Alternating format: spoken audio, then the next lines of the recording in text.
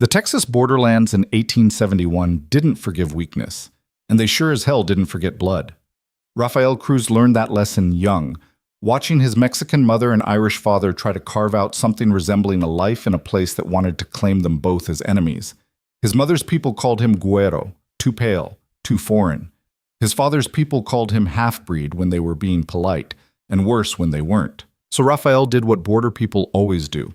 He built his identity in the spaces between, in the cracks where neither world could quite reach him. At 26, he was lean and hard as mesquite wood, with hands that knew rope and leather better than they knew rest. His eyes were an unsettling gray-green that seemed to change with the light, like the land itself, impossible to pin down. He wore his black hair long enough to tie back when he worked, and his face had the kind of weathered quality that made him look both younger and older than his years, depending on how the sun hit him. He worked the Double K Ranch, a sprawling operation owned by Samuel Keller, one of the few men in the territory who judged a hand by his work rather than his bloodline. The ranch sat in disputed country, where Mexican land grants tangled with Anglo claims, where Comanche hunting grounds overlapped with settler fence lines, where every boundary was a potential battlefield. The morning Samuel Keller died, Rafael was checking fence line in the eastern pasture. He found the old man face down in the dirt near Cottonwood Creek, his skull caved in from behind, his pockets turned out, his boots still on his feet. The scene looked like robbery, felt like execution, and smelled like the beginning of something much worse. Rafael didn't touch the body. He walked a careful circle instead, reading the ground the way his mother's uncle had taught him when he was 8 years old. 3 horses, shod, well-fed, ranch animals, not wild mustangs. They'd approached from the west, from the direction of town, not from tribal lands to the north. One rider dismounted here, walked up behind Keller while he was checking the creek depth. The other 2 stayed mounted, watching. After the killing, they'd searched the body, then ridden hard southeast toward the new rail line. Rafael was still crouched in the dirt when he heard horses coming fast. He stood slowly, his hand instinctively moving toward the old Colt Navy revolver on his hip. Not drawing, just ready. 4 riders crested the rise. Deputy Marshal James Cutler and 3 ranch hands from the neighboring Dawson spread. Cutler was a thick-bodied man with a face like sun-dried leather and eyes that never quite looked at you straight on. He'd worn a badge for 6 years, but everyone knew his real loyalty was to whoever held the most power and the deepest pockets. "Step away from the body, Cruz," Cutler barked, already swinging down from his horse. "Just found him," Rafael said evenly, not moving. "Maybe 10 minutes ago." "Sure you did." Cutler's hand rested on his own pistol. "Funny how you're always in the wrong place at the wrong time." One of the Dawson hands, a red-faced brawler named Pike, spat tobacco juice into the dust. "Looks pretty clear to me, Marshal. Half-breed's got blood on his hands. Old man's got his head stove in." Rafael's jaw tightened. "There's no blood on my hands, Pike. Look for yourself." "Don't need to look. I got eyes." Pike's hand moved toward his rifle. "Easy." Cutler held up a hand, but his eyes stayed on Rafael. "Nobody's drawing on anybody. Yet." He walked past Rafael to crouch by Keller's body, his examination cursory at best. A glance, a turned-out pocket, nothing more. "Robbed and killed. Tracks head north toward Indian country." "No."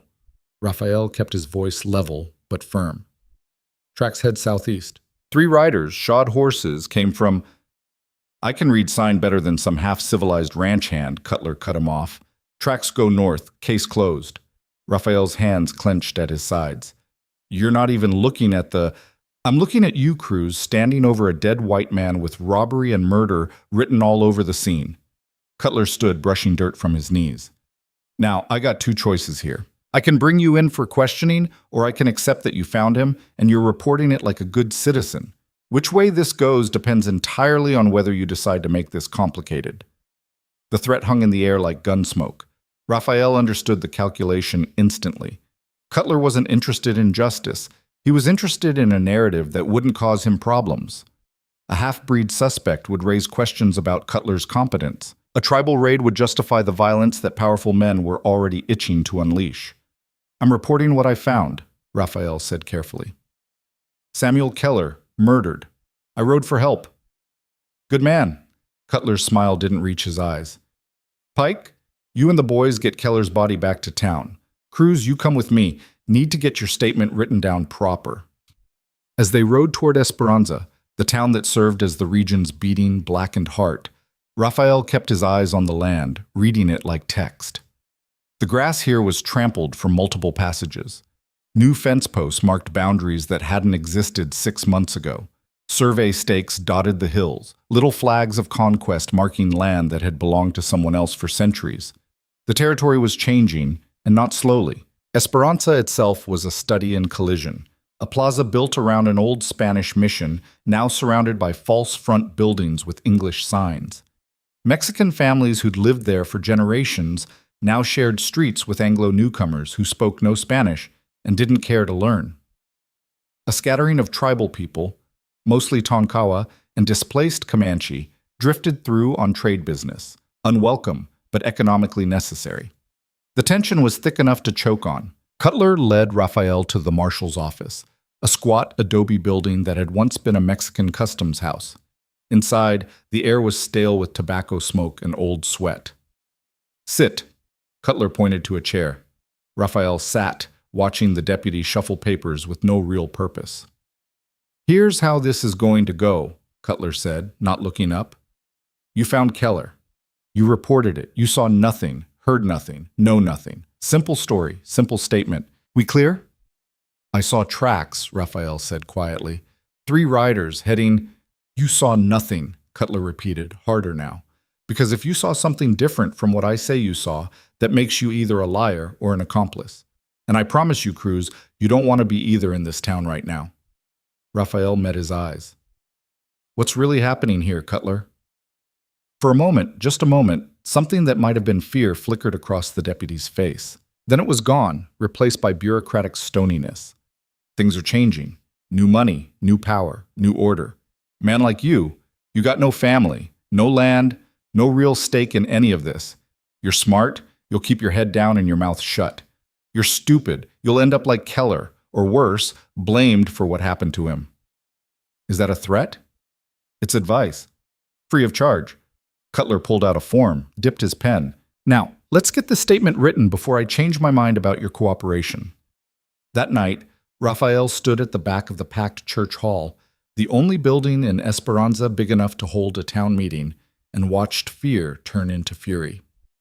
Samuel Keller's body lay in a pine coffin at the front of the room, his caved-in skull mercifully covered by a hat. His widow, Martha, sat stone-faced in the front row, flanked by their 2 grown sons who'd come in from San Antonio. The rest of the room was a powder keg of grief, anger, and barely suppressed violence. At the front, standing where a preacher might deliver a sermon, was Victor Hale. Raphael had only seen Hale twice before, both times from a distance, watching the man survey land he was in the process of acquiring. Up close, Hale was even more impressive, tall, broad-shouldered, with silver threading through his dark hair, and a face that looked like it had been carved from granite.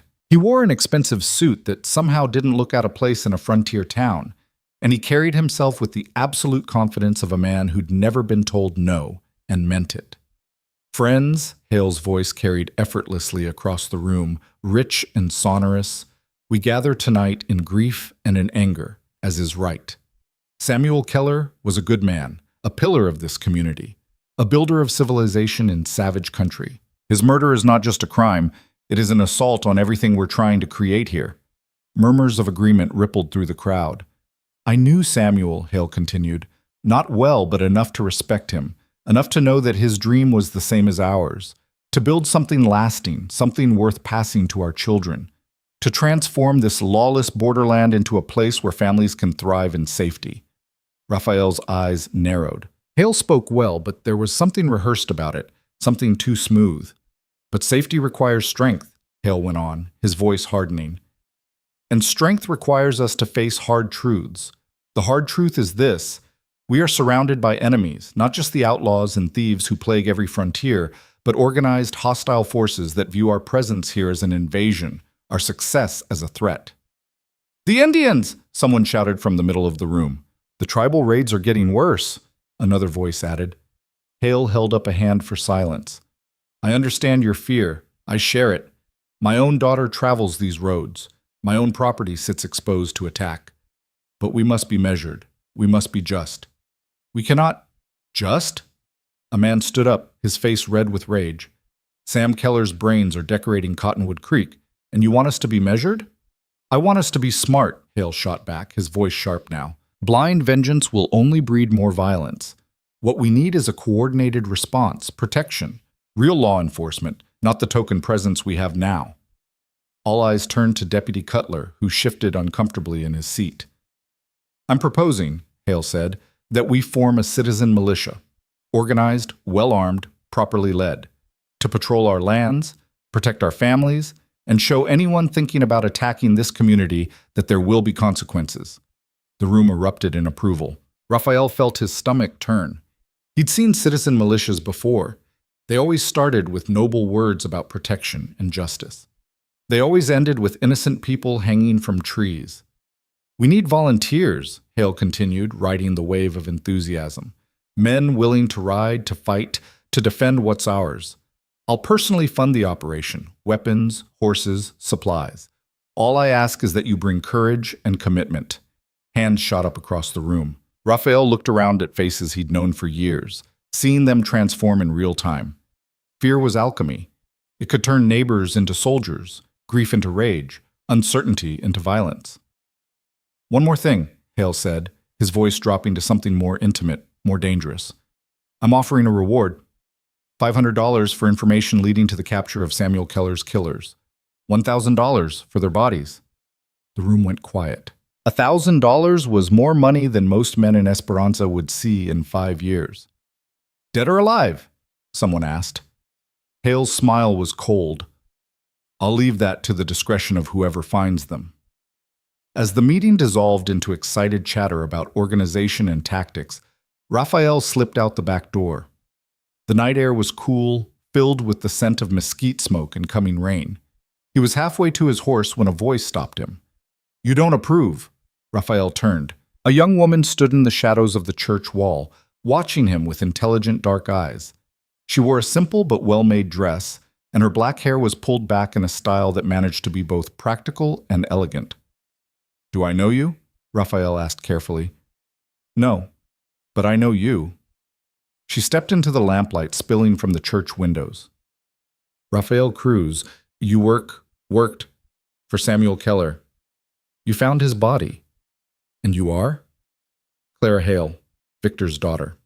Raphael's hand instinctively moved away from his gun, a gesture of peace that felt necessary given the circumstances. Miss Hale, you slipped out during my father's speech, she said. Most men in there were ready to ride out tonight and start shooting anyone who looks at them wrong. But you left. Your father's words, your father's business, Raphael said neutrally. Not my place to approve or disapprove. Diplomatic. Her smile was slight, knowing. But you didn't answer the question. Raphael studied her for a moment. There was something disarming about her directness, something that cut through the usual frontier formalities. I've seen what happens when frightened men with guns go looking for someone to blame, he said finally. It rarely ends with the right people dead. You think my father's wrong? That we shouldn't defend ourselves? I think there's a difference between defense and revenge. And I think that difference gets real blurry real fast when someone's offering $1,000 for bodies. Clara was quiet for a moment, her eyes searching his face. You saw something, didn't you, when you found Keller? Something that doesn't fit the story everyone's telling. Raphael's pulse quickened. What makes you say that? Because I grew up around powerful men, Mr. Cruz. I know what it looks like when someone's being told to keep quiet. She took a step closer. And I know what it looks like when someone's deciding whether they're going to obey. You should go back inside, Raphael said, not unkindly, before your father wonders where you've gone. My father knows I can take care of myself. But she didn't move. Be careful, Mr. Cruz. This town is about to tear itself apart, and people in the middle tend to get crushed. Is that a warning? It's an observation. She turned to go, then paused. The tracks you saw, the ones that didn't go north toward Indian country, where did they actually lead? Raphael said nothing. Clara nodded, as if his silence confirmed something. Like I said, be careful. She disappeared back into the church, leaving Raphael alone in the darkness, wondering what the hell had just happened. 3 days after Samuel Keller's funeral, the Martinez family was attacked. Raphael heard about it at dawn, when Pedro Vega came pounding on the door of the small adobe house Raphael rented on the edge of town. Pedro worked at the livery stable and his face was gray with shock. "Raphael, you need to come. It's the Martinez place, out past Dead Horse Canyon. Someone hit them last night." Raphael was dressed and mounted in less than 5 minutes. The Martinez homestead was a modest operation, a small ranch house, a barn, some corrals, maybe 200 acres of grazing land that Eduardo Martinez had been working for 15 years. Eduardo was Mexican by birth, but American by documentation. One of the few families who'd managed to hold on to their land through the legal chaos of the Treaty of Guadalupe Hidalgo. As Raphael and Pedro crested the rise above the property, they could see smoke still rising from the barn. The house was intact, but the front door hung open. Livestock were scattered across the property, and one of the corrals had been torn apart. But it was the barn, or what remained of it, that drew Raphael's attention. The fire had burned hot and fast, consuming everything. Eduardo Martinez sat on the ground near the well, his face buried in his hands. His wife, Rosa, stood beside him with their 3 children clustered around her like frightened quail. All of them were alive, but Rosa had a nasty bruise spreading across her cheek, and the youngest child, maybe 6 years old, was crying silently, the kind of tears that came from shock too deep for sound. Deputy Cutler was already there, along with a dozen men from town. Raphael recognized most of them, new members of Victor Hale's citizen militia, armed to the teeth and looking eager for violence. "Cruz," Cutler's acknowledgement was curt. "You got no business here." "I'm a neighbor," Raphael said, swinging down from his horse. "What happened?" "What happened?" Cutler said loudly, clearly playing to the crowd. "Is exactly what we warned about. Tribal raid. Hit the family around midnight, burned the barn, stole horses, assaulted Mrs. Martinez. Could have been a massacre if Eduardo hadn't fought them off." Raphael walked past Cutler to where Eduardo sat. He crouched down, speaking quietly in Spanish. "Eduardo, are you hurt?" The older man looked up, his eyes red-rimmed. "No, bruised, but alive. Rosa, she tried to fight them when they grabbed Elena. They hit her, but..." He choked on the words. "They could have done worse, much worse." "How many were there?" 4, maybe 5. It was dark. They came fast, wrapped in blankets, faces painted. They were screaming war cries, I think. The horses panicked, broke out of the corral. They took 6 of our best. Then they fired the barn and rode off north. Raphael glanced toward the barn's remains, then at the ground around the house. "Did you see any of their faces?" "No. Too dark, too fast. But I heard them. They were speaking, coordinating. It sounded like..." Eduardo frowned. It sounded wrong somehow, like men pretending. That last word hung between them. "Pretending to be what?" Raphael asked carefully. Before Eduardo could answer, Cutler's voice cut across the yard. "Cruz, I told you to stay back. This is official business." Raphael stood, keeping his face neutral. "Just checking on a friend, Marshal." "Well, your friend's giving his statement to me, not you." Cutler jerked his chin toward Raphael's horse. "You can head back to town now." But Raphael was already looking at the ground, reading it the way he'd read the scene at Cottonwood Creek. The pattern was familiar. Multiple shod horses, well-fed and well-trained. The tracks leading away headed north, but only for about 100 yards, where they curved sharply east, then south. A feint, designed to be read by someone not looking too carefully. He knelt, examining a hoofprint more closely. There was a distinctive chip on the right front shoe, exactly like. "I said move along, Cruz." Raphael looked up to find Cutler and 3 militia members standing over him, hands on weapons. "Just looking at the tracks," Raphael said evenly. "And what do the tracks tell you?" The question came from behind him. Raphael turned to find Victor Hale himself riding up, flanked by 2 men Raphael didn't recognize. Both wore expensive guns and had the look of professional violence about them. "Mr. Hale," Cutler said quickly, "we've got everything under control here. Clear tribal raid, just like Keller. We're organizing pursuit." "Excellent." Hale swung down from his horse, moving with the easy grace of a man comfortable with power. He approached Eduardo, his face arranged in an expression of sympathy. "Mr. Martinez, I'm deeply sorry for what happened to your family. Please know that I'm personally contributing an additional $500 to the militia fund to ensure this kind of attack doesn't happen again." Eduardo nodded mutely, too shocked to speak. Hale turned to Cutler. "I want these raiders found and dealt with, swiftly and publicly. People need to see that there are consequences." "Yes, sir. We'll ride out within the hour." "Good." Hale's eyes swept the gathered crowd, then landed on Raphael. "And you are?" "Raphael Cruz. I worked for Samuel Keller." "Ah, yes, you found his body." Hale's gaze was assessing, intelligent. "My daughter mentioned you, said you seemed like a man who paid attention to details." "I do my best." "And what details are you noticing here?" It was a test, Raphael realized. Clara must have mentioned their conversation, and Hale was trying to take his measure. "I noticed that Mrs. Martinez and her children are alive," Raphael said carefully. "That seems unusual for a raid motivated by violence." "Unusual how?" "If the goal was killing, they had time. If the goal was kidnapping, they had opportunity. Instead, they hit, grabbed horses, and ran. That suggests the horses were the target, not the family." "Horse thieves, then," Cutler cut in, "which is exactly what we've been dealing with for months." "Maybe," Raphael said. "But horse thieves don't usually announce themselves with war cries and fire. That's not theft, that's theater." The clearing went very quiet. Hale's expression didn't change, but something shifted in his eyes. "Theater," he repeated. "That's an interesting choice of words, Mr. Cruz. Are you suggesting this attack was staged?" "I'm suggesting," Raphael said carefully, "that someone wanted it to look a certain way. Whether that means it was staged or just opportunistic, I couldn't say." "But you have doubts about the narrative." It wasn't a question. Raphael met his gaze. "I have questions about the details." For a long moment, Hale studied him.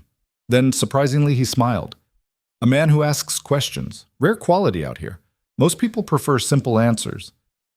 He turned to Cutler. "Deputy, I want Mr. Cruz included in the tracking party." Cutler's face went red. "Sir, with respect, Cruz isn't part of the militia. He's an experienced tracker, from what I hear. And right now, we need people who can read sign, not just follow it." Hale's tone allowed no argument. "Consider it a personal request." Cutler's jaw worked, but he nodded. "Yes, sir." As Hale mounted his horse to leave, he paused beside Raphael. "My daughter was right about you. You do pay attention. Let's see if that quality serves you well, or gets you killed." Then he was gone, leaving Raphael standing in the yard with a dozen hostile militia members and the sinking feeling that he'd just been maneuvered into something dangerous. They rode out an hour later, 12 men, heavily armed, following tracks that anyone with eyes could see. Cutler led, with Raphael forced to ride near the front, uncomfortably aware of the suspicious glances from the militia members behind him. The man next to him was Jack Dawson, owner of the Dawson Ranch and the closest thing to frontier aristocracy Esperanza had before Victor Hale arrived. Dawson was in his 50s, weathered and hard, with the kind of casual cruelty that came from a lifetime of getting his way. "Hale's making a mistake bringing you along," Dawson said conversationally. "No offense, Cruz, but this situation doesn't need complicating with mixed loyalties." "I don't have mixed loyalties," Raphael said. "I have eyes and questions." "Same thing out here." Dawson spat tobacco juice. "See, the thing about questions is they make people nervous, and nervous people do stupid things." "Is that a threat?" "It's a fact of life." Dawson's smile was cold. "You'd be smart to remember which side you're on." "I'm on the side that wants the truth." "The truth," Dawson laughed, "is that we're in a war whether we want to be or not. And in war, the only side that matters is the winning side." The tracks led north for 2 miles, then started to curve, exactly as Raphael had predicted. But Cutler kept pushing forward, ignoring the deviation, until Raphael finally reined in his horse. "Marshal, the tracks turn here." Cutler didn't stop. "We're heading to the Comanche camps and the breaks. Everyone knows that's where they'd go." "But the tracks don't go there," Raphael called out. "They're heading east toward—" "I know where they're heading. Cruz?" Cutler wheeled his horse around, face flushed. "And I'm telling you, we're going north. You got a problem with that. You can turn around and ride back to town." Raphael looked at the other men. A few met his eyes, uncertain, questioning, but most looked away, unwilling to challenge authority even when it was obviously wrong. He made a decision. I'm going to follow the actual trail, Raphael said quietly. Anyone who wants to find the real raiders is welcome to come with me. The silence that followed was thick with tension. Then, surprisingly, a young man named Thomas Reed nudged his horse forward. I'll go. My sister's friends with the Martinez girl. I want to find who actually did this. One by one, 3 more men joined them. Pedro Vega, a Mexican hand named Carlos Ontiveros, and a grizzled old tracker named Silas Webb, who'd been reading signs since before most of them were born. Cutler's face went purple. You're making a mistake, Cruz. A big one. Maybe, Raphael said, but it'll be my mistake, not someone else's lie. He turned his horse east and didn't look back. They followed the real tracks for 6 miles, moving carefully, letting the land speak. Silas Webb rode beside Raphael, his old eyes sharp despite his age. You saw it too, didn't you? At the Keller scene. Saw what? That it was wrong. All of it. Wrong tracks, wrong story, wrong conclusion. Silas spat. Been tracking for 40 years and I know theater when I see it. Question is, who's directing the show? Raphael didn't answer, but his mind was racing. The tracks led them into rough country, broken landscape where arroyos cut through limestone and juniper grew thick. Then suddenly they found it. A camp, recently abandoned. Empty cans of store-bought food, cigarette butts, American tobacco, not native. And most damning of all, pieces of costume, feathers, paint, cloth. Jesus Christ, Thomas Reed breathed. This wasn't Indians at all. Raphael dismounted, examining the site carefully. 5 men had camped here, maybe 6. They'd been comfortable, casual. This wasn't a war party, it was a staging ground. Carlos found the hoof prints leading away, shod horses again, heading southeast toward the rail line and the new territorial road. Toward civilization, not away from it.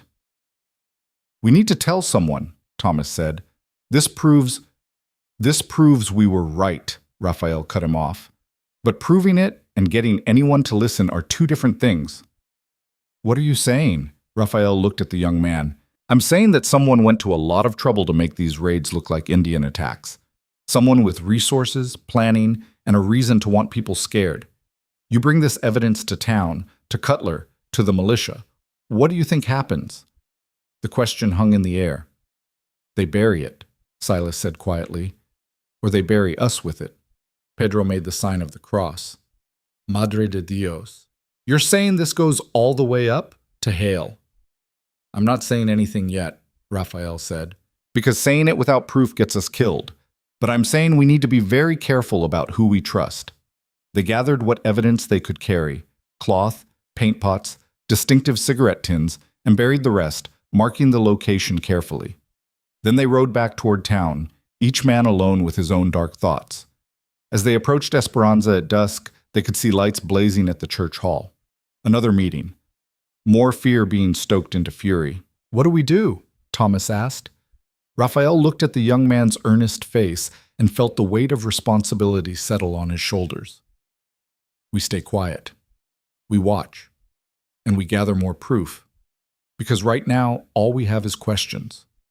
What we need are answers. Answers solid enough that even powerful men can't bury them. But as they rode into town, Raphael saw Clara Hale standing outside her father's office, and their eyes met across the dusty street.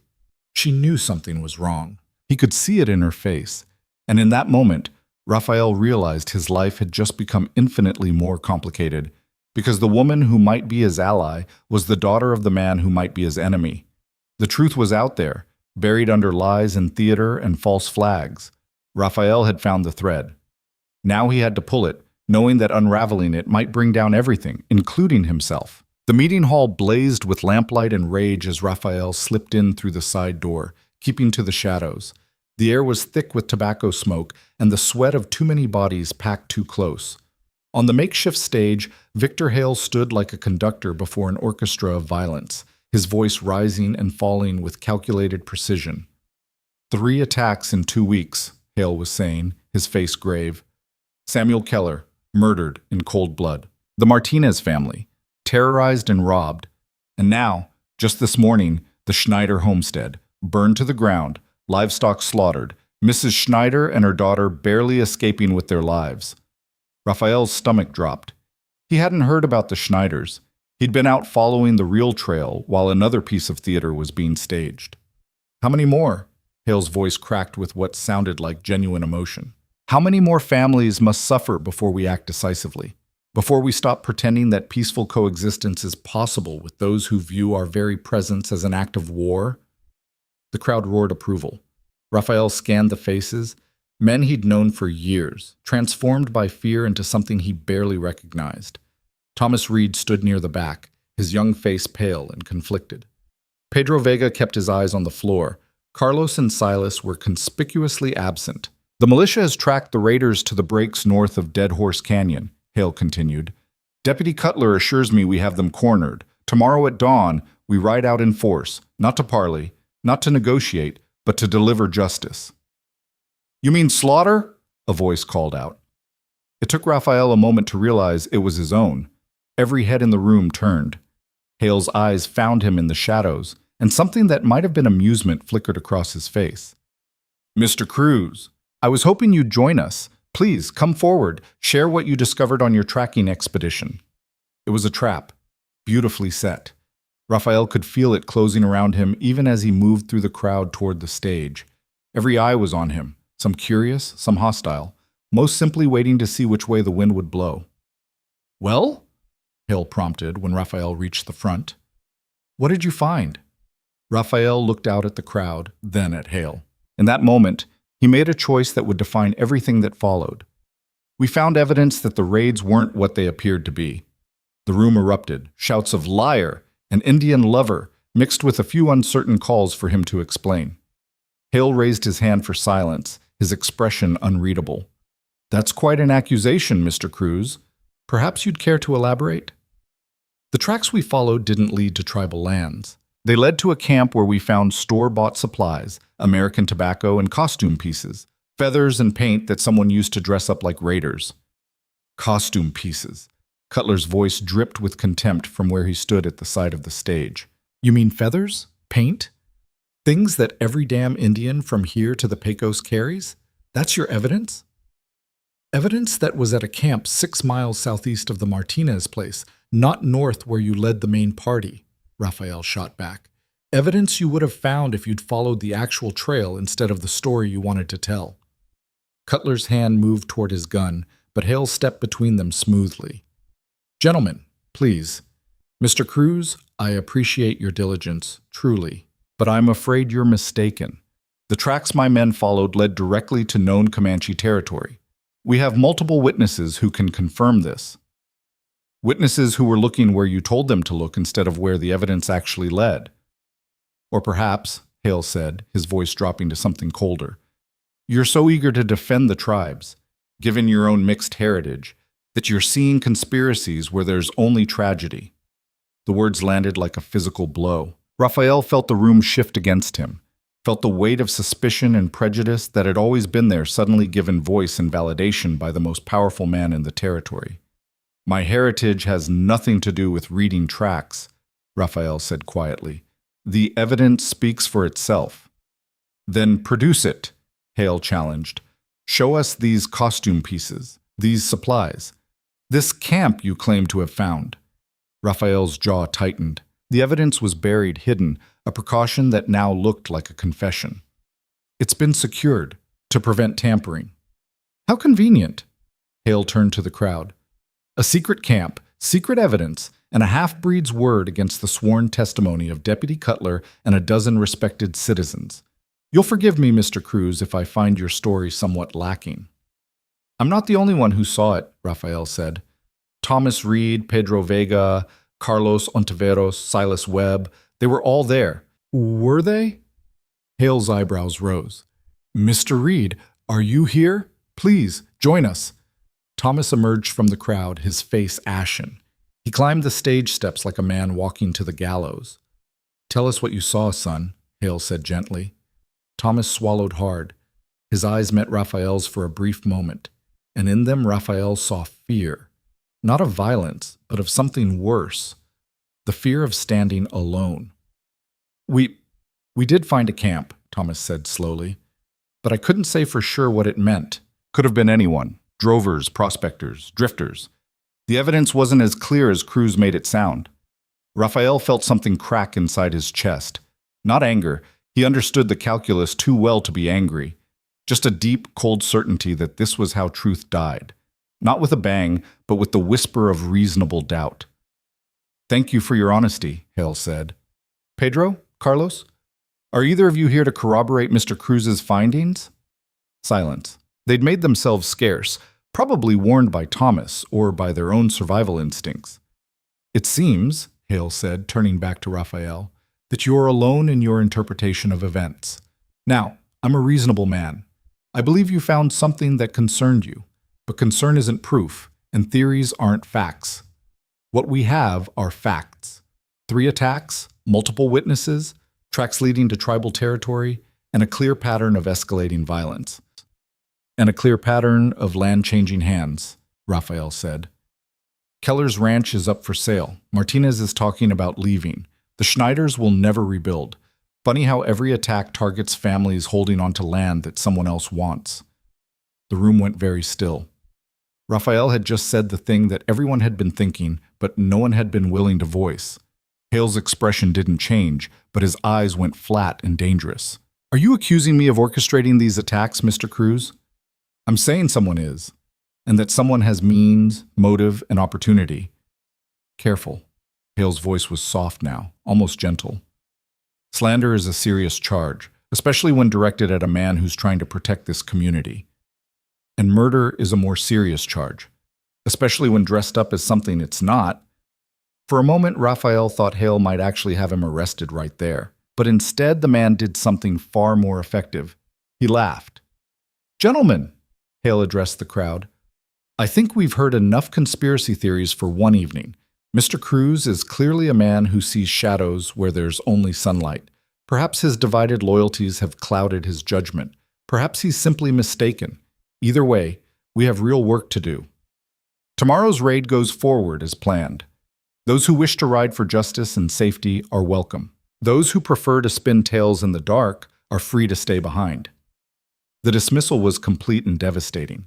As the crowd began to disperse, already talking excitedly about tomorrow's action, Raphael found himself alone on the stage, marked, isolated, and thoroughly discredited. He walked out into the night air, feeling the weight of failure pressing down on him. He'd played his hand too early without enough proof, and Hale had turned it against him masterfully. That was incredibly stupid. Raphael turned to find Clara Hale standing in the alley beside the hall, her face illuminated by moonlight. "Your father's right," Raphael said bitterly. "I'm a fool." "You're not a fool. You're naive." She stepped closer. "You actually believed that truth would matter more than power. That's not foolish. It's dangerously innocent." "Then what should I have done?" "Kept quiet. Gathered real proof. Built a case so strong that even my father couldn't discredit it." Her eyes searched his face. "But you couldn't do that, could you? You saw injustice and you had to speak up. Consequences be damned. Is that so terrible?" "It is when it gets you killed." Clara glanced back toward the hall where her father was still holding court. "He knows you're a threat now, not because of what you said, but because of what you might find. He'll move against you, subtly at first, then more directly if needed." "Why are you warning me?" Clara was quiet for a moment. "Because I've spent my whole life watching my father build empires, and I've learned to recognize the difference between construction and destruction. What he's doing here isn't building, it's demolishing, and I'm tired of being complicit in it. Then help me prove it." "I can't. I won't." But her eyes said something different. "All I can do is tell you to be careful, very careful. My father doesn't lose, not because he's smarter or stronger, but because he's willing to do things that other men won't." She started to leave, then paused. "The Schneider place, the attack this morning. It wasn't random. Catherine Schneider's father holds the deed to water rights that control half the grazing land in this valley. With them gone, those rights revert to territorial authority. And my father just happens to have friends in the territorial government."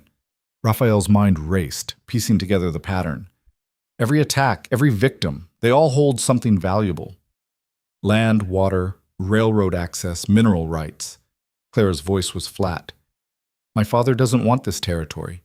He wants to own it, and he's using fear to make people sell at fractions of what their holdings are worth. Your brothers, Raphael said suddenly. The two men who came with your father to the Martinez place. I've never seen them in town before. Clara's face went pale in the moonlight. Don't, she whispered. Don't go down that road. Are they involved? Raphael, please, are they the ones staging the raids? Her silence was answer enough. Raphael felt the pieces clicking into place with terrible clarity. Jesus, it's not outside raiders. It's not tribes. It's your own family, dressed up in paint and feathers, terrorizing people off their land so your father can buy it cheap. You can't prove that, Clara said, but her voice shook. And even if you could, who would you tell? Cutler's in his pocket. The territorial governor owes him favors. The army commander at Fort Davis drinks his whiskey and shares his profits. My father has spent 20 years building a network of power across 3 territories. You're one man with no money, no influence, and a bloodline that makes half the territory automatically distrust you. Then I'll find someone who will listen. There is no one. Clara's composure finally cracked. That's what I'm trying to tell you. The system isn't broken. It's working exactly as designed. It's designed to favor men like my father, and anyone who stands against him doesn't just lose, they disappear. Raphael stared at her. How many? How many people has your father disappeared? She looked away. I don't know. I've learned not to ask questions I don't want answered. But you're asking them now, because I'm tired of not asking. She met his eyes again. Because I met a man who still believes truth matters, and it reminded me that I used to believe that too, before I learned better. It's not too late to... It is too late. For me, anyway. I'm my father's daughter.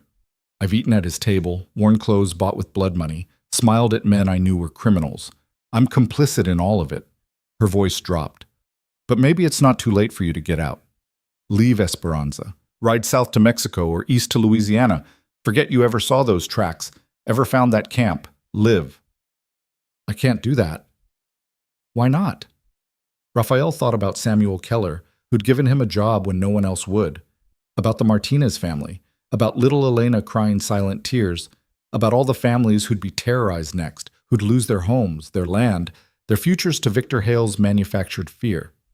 Because someone has to stand, he said simply. Clara looked at him like she was memorizing his face. Then I'm sorry. Because my father destroys anyone who stands against him, and I don't think I can watch him destroy you. She turned and walked back toward the lights of the town, leaving Raphael alone in the darkness with his convictions and the terrible knowledge of what they would cost.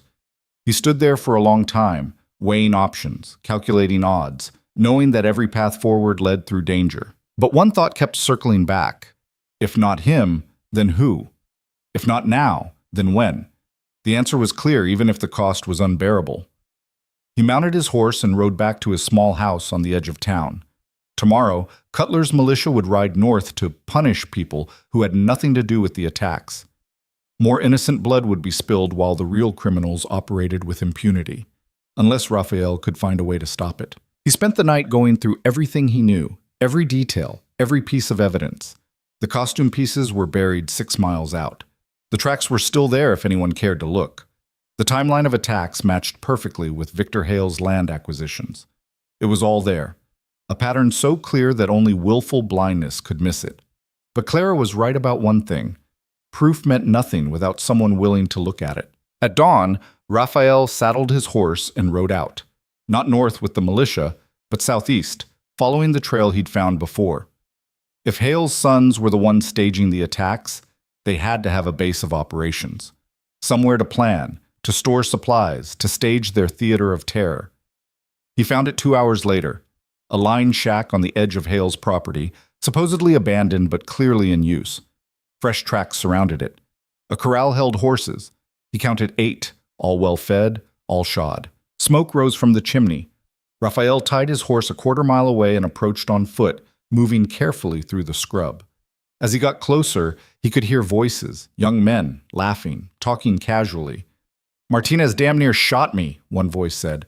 I swear to Christ, if that old bastard's aim had been better.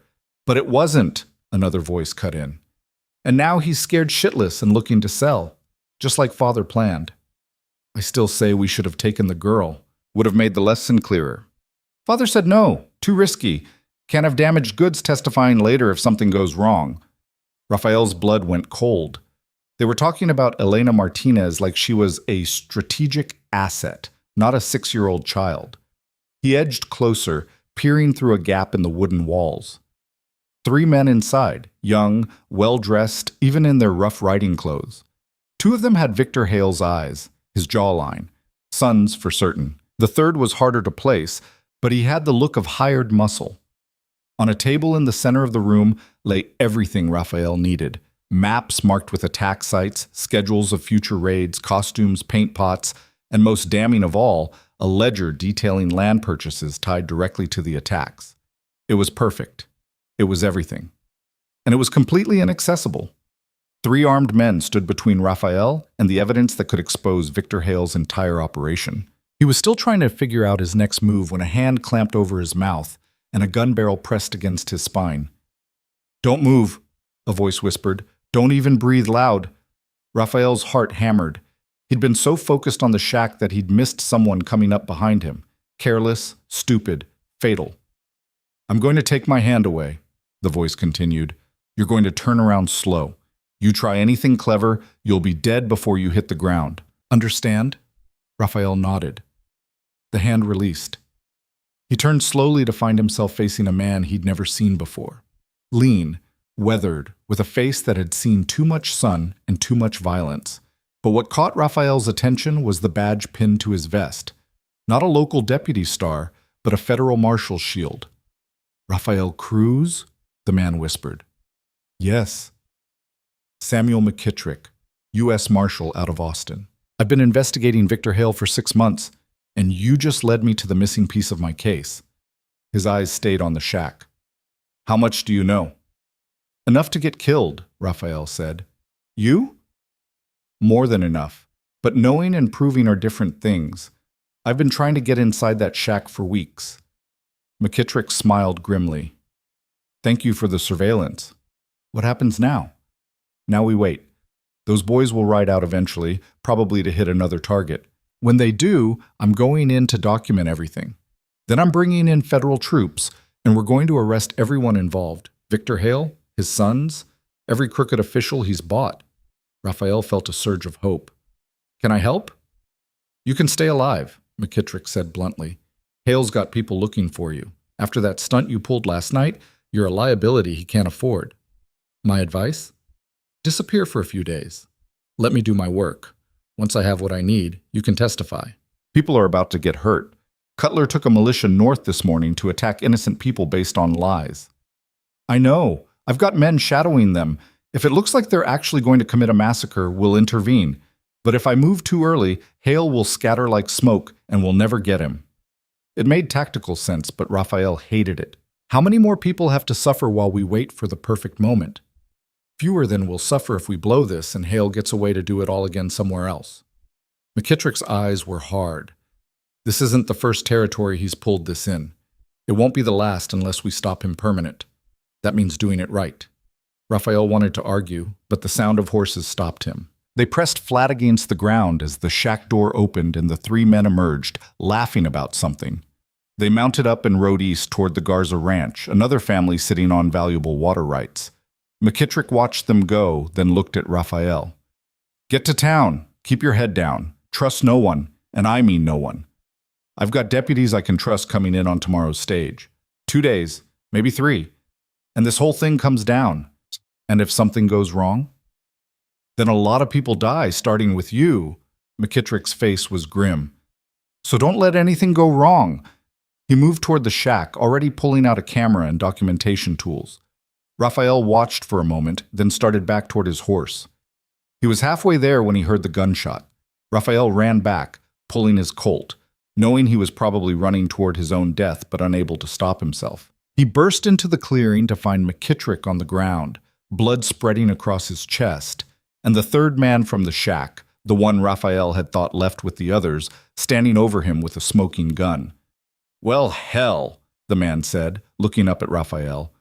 Looks like it's my lucky day. 2-for-1 special. He raised his pistol. Raphael fired first. The man went down hard, clutching his shoulder, his gun spinning away across the dirt. Raphael kept his own weapon trained as he moved to McKittrick, but one look told him everything. The marshal had taken the bullet in the center of his chest, and blood was bubbling from his lips. Document everything, McKittrick gasped. Camera, inside. Get it to Austin. I will, Raphael promised, though he had no idea how. Hale can't win. McKittrick's hand gripped Raphael's arm with surprising strength. Too many, like him. They all win. If we don't stop. The hand went slack. Raphael closed the dead man's eyes, then looked at the wounded shooter, who was trying to drag himself toward his fallen gun. Raphael kicked it away and grabbed the man by his shirt. Who else knows you're here? Go to hell! Raphael pressed his gun barrel against the man's wounded shoulder, drawing a scream. Who else knows? Nobody. I stayed back to guard the place. They don't even know you were here. Yet. Raphael looked toward the shack. But they'll know soon enough when you don't report in. The man's eyes widened with realization. You're going to kill me. Raphael was surprised to find he was actually considering it. This man had just murdered a federal marshal. He was part of an operation that had terrorized dozens of families. One bullet and a shallow grave, and Raphael would buy himself time. But he couldn't do it. Not in cold blood. Not like this. I'm going to tie you up, Raphael said instead. And if you're smart, you'll stay quiet until someone finds you. Could be an hour, could be a week. Either way, you'll live longer than you deserve. He bound the man securely with rope from the shack, gagged him, and dragged him into the brush where he wouldn't be easily spotted. Then Raphael returned to the shack and began documenting everything McKittrick had died for. The maps, the ledgers, the schedules of planned attacks, including one scheduled for tonight at the Garza Ranch. He used McKittrick's camera to photograph everything, his hands shaking as he worked. Then he gathered the most incriminating documents, rolled them carefully, and prepared to leave. That's when he heard the horses returning. Raphael's stomach dropped. The Hale brothers were coming back, must have forgotten something, or suspected trouble when their guard didn't respond. He had maybe 90 seconds before they reached the clearing. Not enough time to run, not enough time to hide his horse. No time for anything except what he'd been avoiding since the moment he found Samuel Keller's body. Time to stand and fight. He checked his Colt. 4 rounds left. He grabbed the wounded guard's rifle, 8 more. Against 3 men, probably better armed, certainly better positioned. Poor odds. But then, everything about the last 2 weeks had been poor odds. Raphael positioned himself behind the water trough, documents tucked inside his shirt. McKittrick's camera slung across his back. He could hear the voices now, getting closer. I'm telling you, something's wrong. Reynolds should have come out to meet us. Probably drunk. You know how he gets. Reynolds doesn't drink on duty. Father would skin him. They were at the tree line now. Raphael could see them through the gaps in the wood, the 2 Hale brothers, and one other man, all armed. The first brother dismounted, hand on his gun. Reynolds, where the hell are you? Silence. The second brother drew his weapon. Something's wrong. That's when they saw McKittrick's body lying in the dirt. Everything happened fast after that. The brothers scattered, taking cover, their companions circling wide. Raphael waited, controlling his breathing, knowing he'd get maybe 2 shots before they pinpointed his position. The first brother moved toward the shack, staying low. Raphael tracked him with the rifle, waiting for a clear shot. Federal Marshal, the brother said, rolling McKittrick's body with his boot. Jesus Christ, Father's going to... He's been shot recently, the second brother cut in, which means whoever killed him is still here.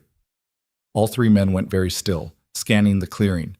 Raphael knew his window was closing. In about 10 seconds, they'd start a systematic search and they'd find him. He had to move first. He stood up from behind the trough, rifle leveled. U.S. Marshal's business. Drop your weapons. It was a bluff. Raphael had no authority whatsoever, but he said it with enough conviction that for a heartbeat the Hale brothers hesitated. Then the first brother smiled. You're not a marshal. You're Raphael Cruz, the half-breed tracker with delusions of heroism. Drop your weapons, Raphael repeated. Or what? You'll shoot us? The brother laughed. You're alone, you're outnumbered, and you're dead. Only question is how long you suffer first. The question, Raphael said quietly, is how much your father wants these documents kept secret. He pulled out one of the ledgers, held it up where they could see. Everything's in here. Every land grab, every staged raid, every dollar of blood money. Marshal McKittrick documented it all before you killed him. And if I don't walk out of here alive, copies of this go to every federal judge and newspaper between here and Washington. It was another bluff. He had no such copies, no backup plan, but the Hale brothers didn't know that. The second brother's face went pale. He's lying. He has to be. Maybe, the first brother said, but can we afford to bet on it? They stood in tableau for a long moment, each side calculating odds and outcomes. Raphael's arms ached from holding the rifle steady. Sweat ran down his back. He could feel the weight of McKittrick's camera, the documents pressed against his skin, evidence that could bring down an empire if he lived long enough to deliver it. Here's what's going to happen, Raphael said. I'm going to walk to my horse. You're going to let me.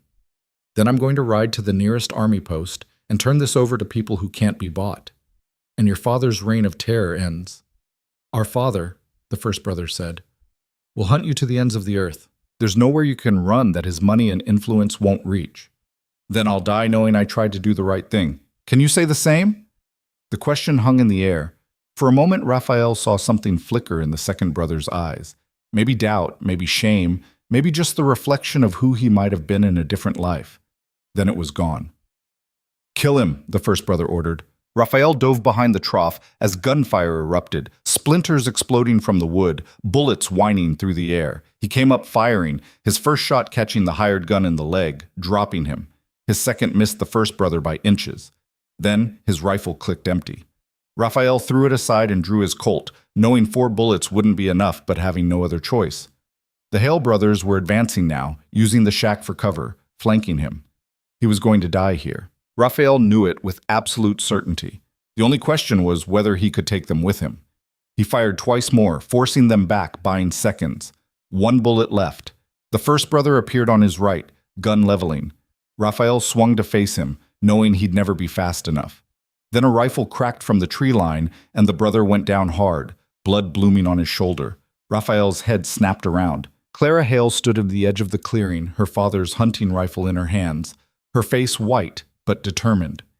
"Get out of here!" she screamed at Raphael. "Go! Now!" The second brother turned toward his sister, shock and betrayal written across his face. "Clara, what are you—" "I'm done," Clara said, her voice shaking but firm. "I'm done watching Father destroy everything he touches. I'm done pretending I don't see what you really are." "You just shot Marcus," the second brother's voice cracked. "Your own brother. He'll live, which is more mercy than he's shown anyone else." Clara's rifle stayed level. "Raphael, I said go." Raphael ran for his horse, every instinct screaming at him to stay and help Clara, but knowing she'd sacrificed everything to buy him this chance. He hit the saddle at full speed, wheeling the horse around. Clara was backing toward her own mount, her rifle still covering her wounded brother and the shocked second brother. "Tell Father," she called out, "that I'm choosing my own side now?" Then she was running, mounting, and they were riding together through the trees, gunfire cracking behind them but growing distant. They rode for 3 miles at a killing pace before Raphael finally slowed, checking over his shoulder for pursuit. Nothing yet, but it would come. Clara pulled up beside him, her face streaked with tears she didn't seem to notice. "I shot Marcus," she said, as if realizing it for the first time. "I shot my own brother. You saved my life. I destroyed my family." She looked at him, and he saw the weight of that choice settling on her shoulders. "There's no going back from this. You understand that? My father will never forgive me. My brothers will hunt me. Everything I was, everything I had, it's gone." "I'm sorry," Raphael said, meaning it. "Don't be." Clara straightened in her saddle. "For the first time in years, I'm not complicit. Whatever happens next, at least I'll face it with a clear conscience." She looked at the documents pressed against his shirt. "What do we do now?" Raphael thought about Marshal McKittrick, dying in the dirt trying to stop Victor Hale. about all the families terrorized, all the land stolen, all the lies that had gone unchallenged. "We finish what McKittrick started," he said. "We expose everything, and we make sure your father answers for what he's done. He'll kill us first. Probably, but at least we'll go down fighting." Clara looked at him for a long moment, then nodded. "Then I suppose we'd better make sure we win." They rode on together into the gathering dusk, two people who'd lost everything except each other and a desperate chance to make things right. Behind them, the hunters were already organizing. Ahead of them, the path grew darker and more dangerous with every mile. But for the first time since finding Samuel Keller's body, Raphael wasn't alone. And somehow, that made all the difference. They rode hard through the night, pushing the horses until foam flecked their necks, and their breathing came in ragged gasps. Raphael led them through arroyos and across rocky ground that wouldn't hold tracks, using every trick his mother's uncle had taught him about disappearing in open country. Behind them, he knew Victor Hale's men would be organizing, methodical, well-armed, and absolutely relentless. Clara rode in silence, her face set in lines that made her look older than her years.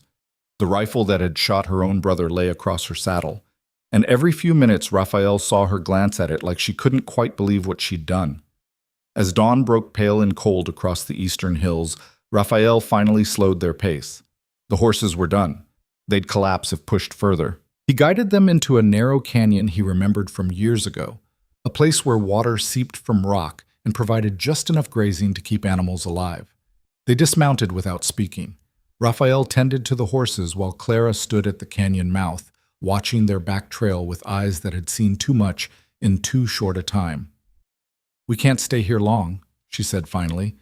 "My father will have 20 men out by now, maybe more." "I know." Raphael finished loosening the saddle cinches. "But the horses need rest, and we need a plan beyond running." "What plan is there?" Clara turned to face him, and he saw the exhaustion in her eyes. "You have documents that prove my father's guilt. But who are you going to show them to? Cutler's bought. The territorial governor is bought. Even the army post commander owes father favors." Her voice cracked slightly. "McKittrick was our best hope, and he's dead." Raphael pulled the rolled documents from inside his shirt, along with the camera. "McKittrick said he had deputies coming in on tomorrow's stage. People he trusted." "Tomorrow's stage into Esperanza, where my father controls everything?" Clara laughed bitterly. "They'll be dead or bought before they get off the platform. Then we intercept them before they reach town. We meet the stage at Broken Ridge Station, show them the evidence, and let them bring in federal troops. And if my father's men find us first?" Raphael checked his Colt. 3 rounds left. He'd used one on the hired gun at the shack. Clara's rifle had maybe 10 more. Against 20 armed men, it wouldn't be enough. "Then we make them pay for every inch," he said quietly. Clara studied him for a long moment. "You really believe that, don't you? That standing against impossible odds is worth it, even when you know you'll lose?" "I believe some things are worth dying for. Truth, justice, the idea that power doesn't get to win just because it's power." "My father would call you a fool." "Your father would be right." Raphael met her eyes. "But I'd rather be a fool who tried than a coward who looked away." Something shifted in Clara's expression, a softening, a recognition, maybe even the beginning of something deeper. She crossed to where he stood and took his hand, her fingers surprisingly warm despite the cold morning air. "When this is over," she said softly, "assuming we survive, what happens then?" Raphael hadn't let himself think that far ahead. Survival had been such an uncertain prospect that planning for afterwards seemed like tempting fate. But now, with her hand in his, he allowed himself to imagine it. "We leave," he said, "both of us. Find somewhere your father's reach doesn't extend. Start over where nobody knows our names or our history." Is there such a place? Has to be. The world's bigger than Victor Hale's empire, no matter how vast he thinks it is. Clara smiled, sad and hopeful at once. "I'd like that. A clean start. A life that isn't built on other people's suffering." She paused. "But first we have to live long enough to claim it."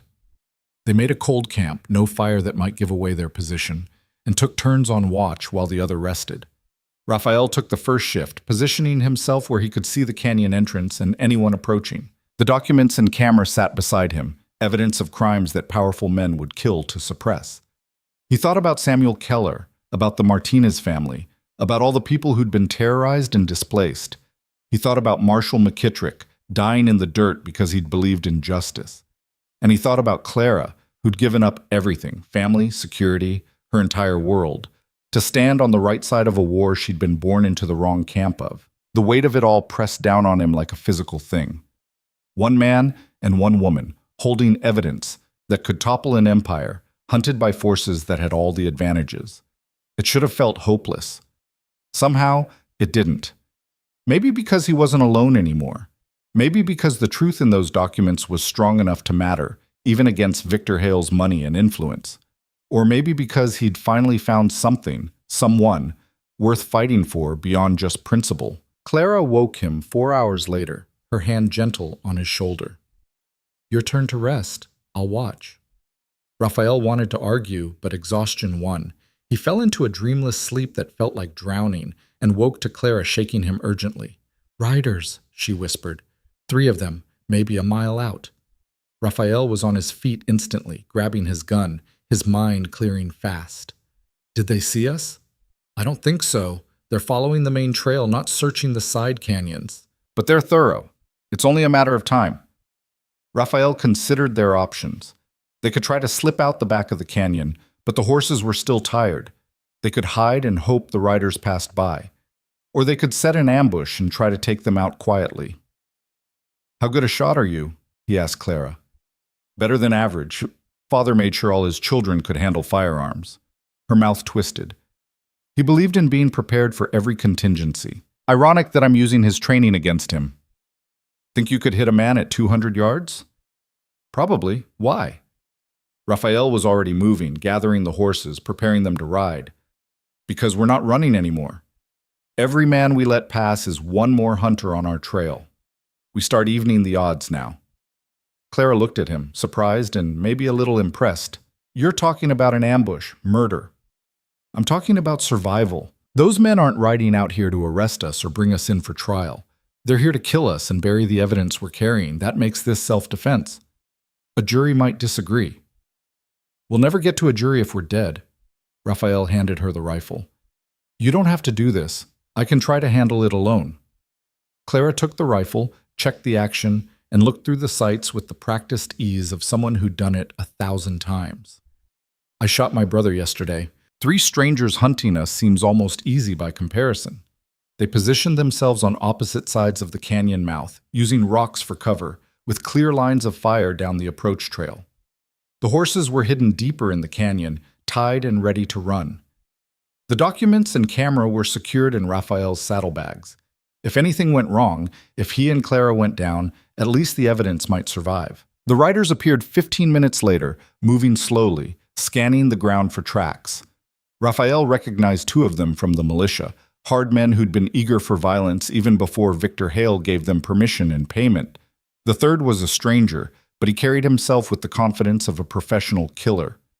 They were 50 yards out when the leader, a scarred brute named Hastings, pulled up his horse and pointed toward the canyon entrance. "Fresh droppings," he called out. "Can't be more than a few hours old." Raphael's pulse quickened. The horses had relieved themselves earlier, and he'd been too focused on preparing the ambush to cover the evidence. Stupid mistake. Potentially fatal. The 3 men spread out, approaching the canyon carefully, weapons drawn. They were wary, but not panicked. They outnumbered any threat they expected to find, and they knew it. Raphael caught Clara's eye across the canyon and gave her a slight nod. She settled in behind her rock, rifle steady, and he could see her lips moving silently, maybe counting her breaths, maybe praying, maybe just talking herself into doing what came next. Hastings was 20 yards from the canyon entrance when he saw something that made him pull up short. Raphael followed his gaze and felt his stomach drop. The morning sun was hitting the ground at just the right angle to show tracks. 2 sets of boots, recently made, leading into the canyon. "They're here!" Hastings shouted, swinging his rifle up. Raphael fired first, his bullet catching Hastings in the shoulder and spinning him from his saddle.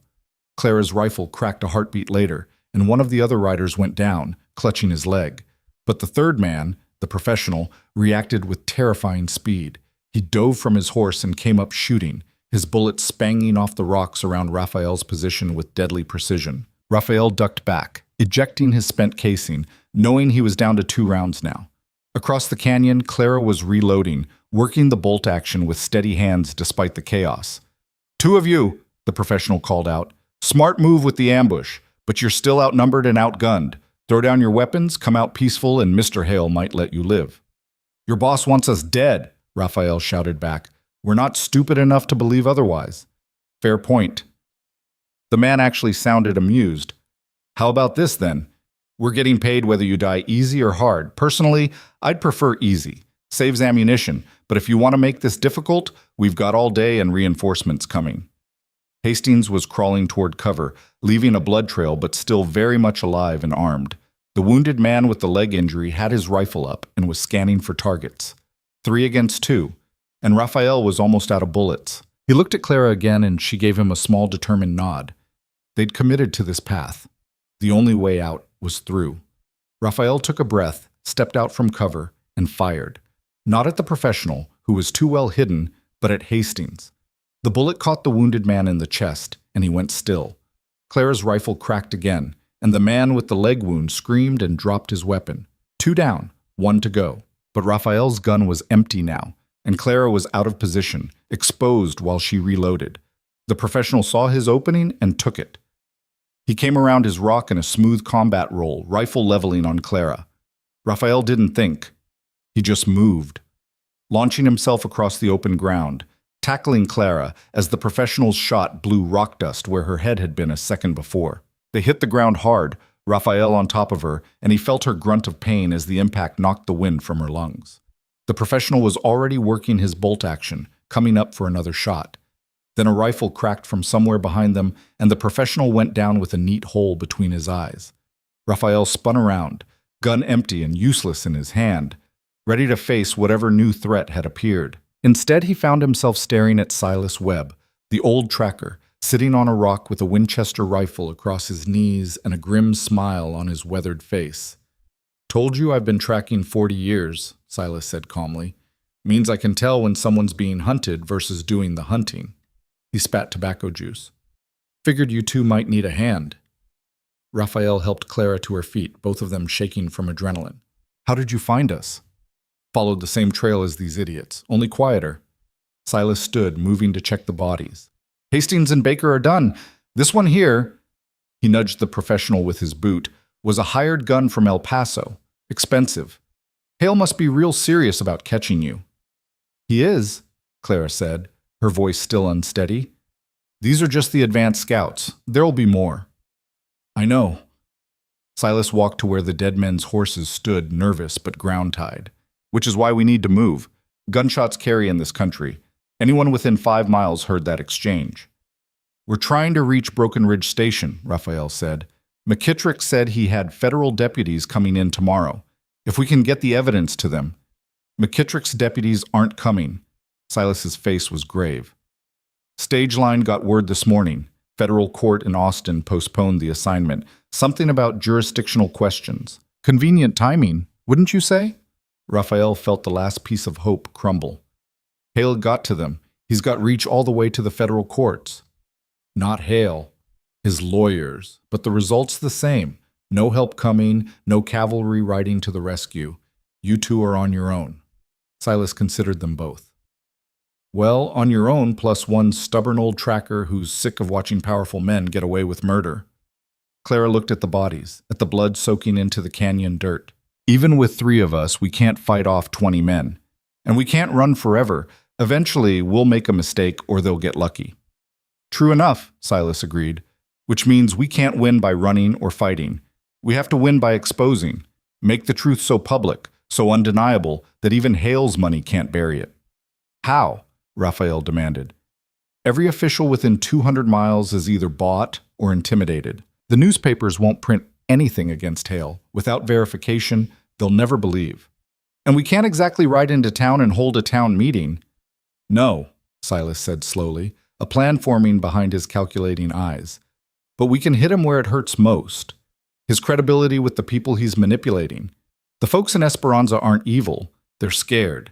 Hale's been feeding them lies about tribal raids to justify land grabs. What happens when we prove those raids were staged? They turn on him, Clara said. But how do we prove it to them? They wouldn't believe Raphael when he tried before. Because he was one man making accusations. But what if we catch Hale's men in the act?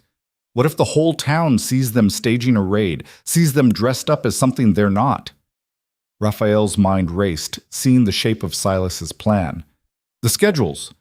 In the documents we took, there are schedules of planned attacks. The next one is supposed to be tonight, the Garza Ranch. So we go there, Silas said. We warn the Garzas, we set up witnesses from town, and when Hale's boys show up in their costumes, we catch them red-handed in front of people who can't be intimidated into silence. It's risky, Claire said. If Father suspects a trap, he'll call it off or change targets. Then we make sure he doesn't suspect. Raphael was already planning, pieces falling into place. We need people we can trust. Thomas Reed. He rode with me before. He knows something's wrong, even if he was too scared to say it publicly. Pedro Vega. Maybe a few others who've been quiet but aren't blind. And we need to move fast, Silas added, before Hale figures out his advance team isn't reporting back. They gathered the weapons and ammunition from the dead men. Every bullet would count before this was over, and mounted up. Raphael rode one of the dead men's horses, a strong roan that was fresher than his own exhausted mount. They left the bodies where they fell. Harsh, maybe, but they didn't have time for niceties. As they rode toward the Garza Ranch, taking a wide route that avoided the main trails, Raphael couldn't shake the feeling that they were riding towards something final. This wasn't just another skirmish or temporary reprieve. This was the moment when everything would either break Victor Hale's power or cement it forever. He glanced at Clara, riding beside him with determination written in every line of her body, despite the fear he knew she felt. She'd given up her entire world for this, for truth, for justice, for him. If he got her killed chasing an impossible dream, he'd never forgive himself. But if they succeeded, if they actually pulled this off, they'd break something that needed breaking. They'd prove that power wasn't absolute, that lies could be exposed, that courage still mattered even in a world designed to crush it. They reached the Garza Ranch as afternoon shadows stretched long across the land. The place was modest but well kept, a stone ranch house, good corrals, fields of corn growing tall in the bottomland. Miguel Garza was a widower who'd raised 3 daughters alone after his wife died in childbirth. He'd held on to his land through drought, raids, and legal challenges. But according to the schedules Raphael had found, tonight Victor Hale's men would hit him hard enough to finally break his will, unless Raphael stopped them. Miguel Garza answered the door with a shotgun in his hands and suspicion in his eyes. He was a compact man in his 50s, weathered by work and worry, with gray threading through his black hair. "Miguel," Raphael said carefully, hands visible and empty. "It's Raphael Cruz. We need to talk. I heard you were causing trouble in town, that you're wanted for questioning about McKittrick's death." Miguel's grip on the shotgun didn't relax. "Give me one reason I shouldn't turn you in for the reward Hale's offering. Because Hale's men are planning to attack your ranch tonight, and I can prove it." That got Miguel's attention. His eyes flicked to Clara, to Silas, then back to Raphael. "Inside, quick, before someone sees you." They crowded into the small ranch house kitchen where Miguel's daughters, 2 teenagers and 1 girl maybe 8 years old, stared at them with wide, frightened eyes. Miguel sent them to their rooms, then turned to Raphael. "Talk, fast."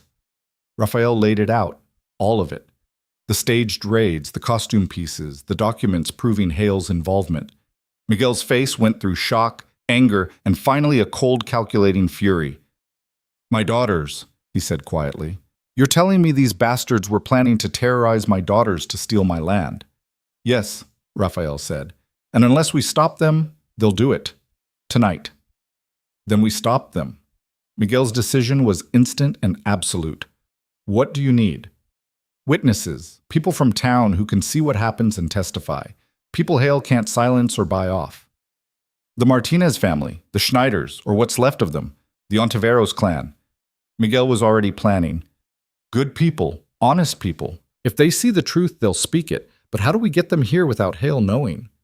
"We send riders we trust. Tell them you're having a gathering, a community meeting about protection. Nothing that sounds like a trap. Once they're here, we explain everything and position them where they can witness what happens.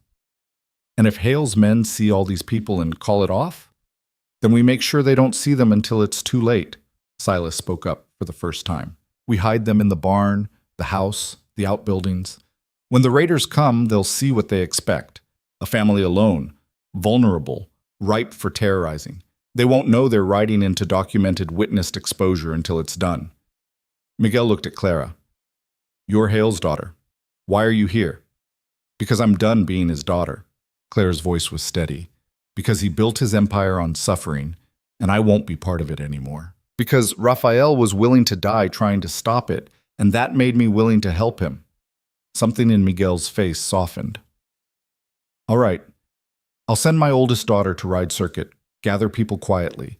But if this goes wrong, if those men hurt my family, if this goes wrong, Raphael said, we'll all be dead anyway. But if it goes right, we end this. We break Hale's hold on this territory and maybe start putting things back together. Then let's not have it go wrong. Miguel extended his hand and Raphael shook it. A pact sealed, an alliance formed. The next hours were a blur of careful preparation. Miguel's daughter Elena rode out to gather witnesses, given strict instructions to be subtle and quick.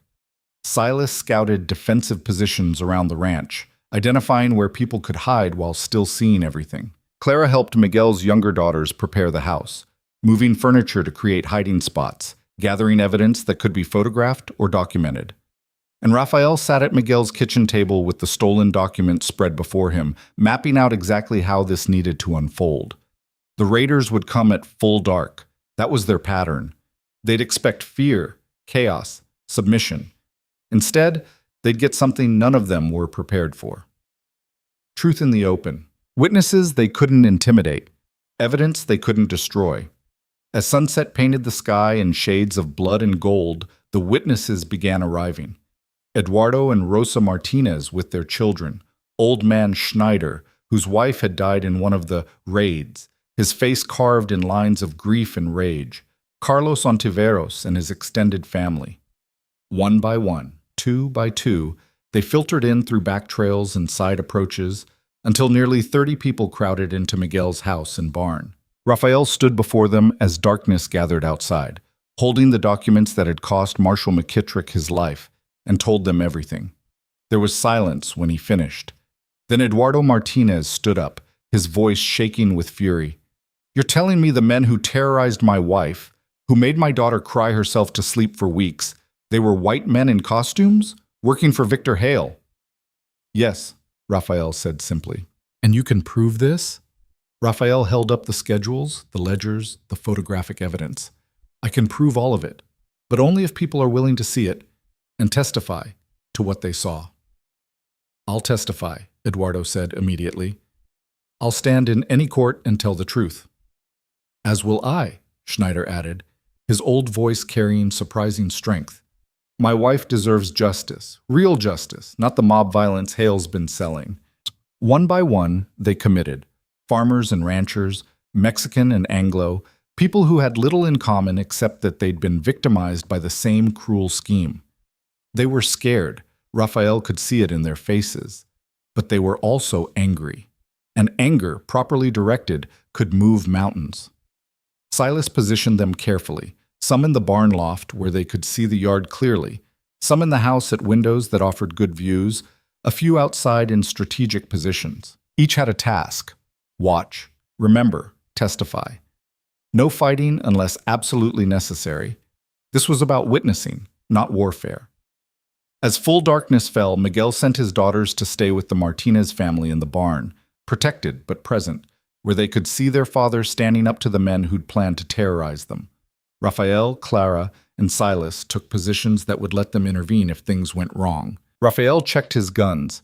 He'd scavenged enough ammunition from the dead men earlier to have a full cylinder in his Colt and bullets for 2 spare rifles.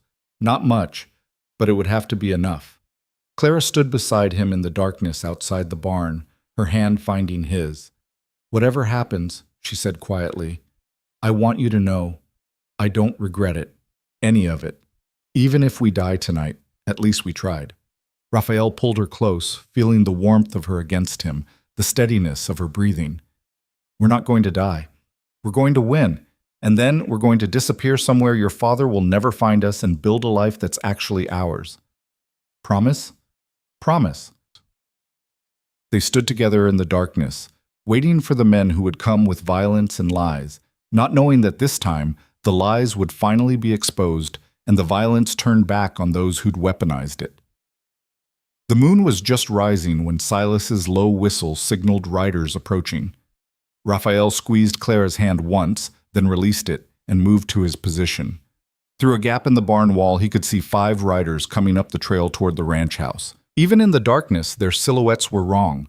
Wrapped in blankets, faces painted, an exaggerated performance of what someone thought a war party should look like. They were 50 yards out when Miguel Garza stepped out of his house, a lantern in one hand and his shotgun in the other. "That's far enough," Miguel called out, his voice carrying across the yard. "State your business or ride on." The lead rider, Raphael recognized him as Marcus Hale, Clara's brother, even through the disguise, gave an exaggerated war cry and fired his rifle into the air. "Your land or your life, old man," Marcus shouted, his voice deliberately roughened but still recognizable to anyone who knew him.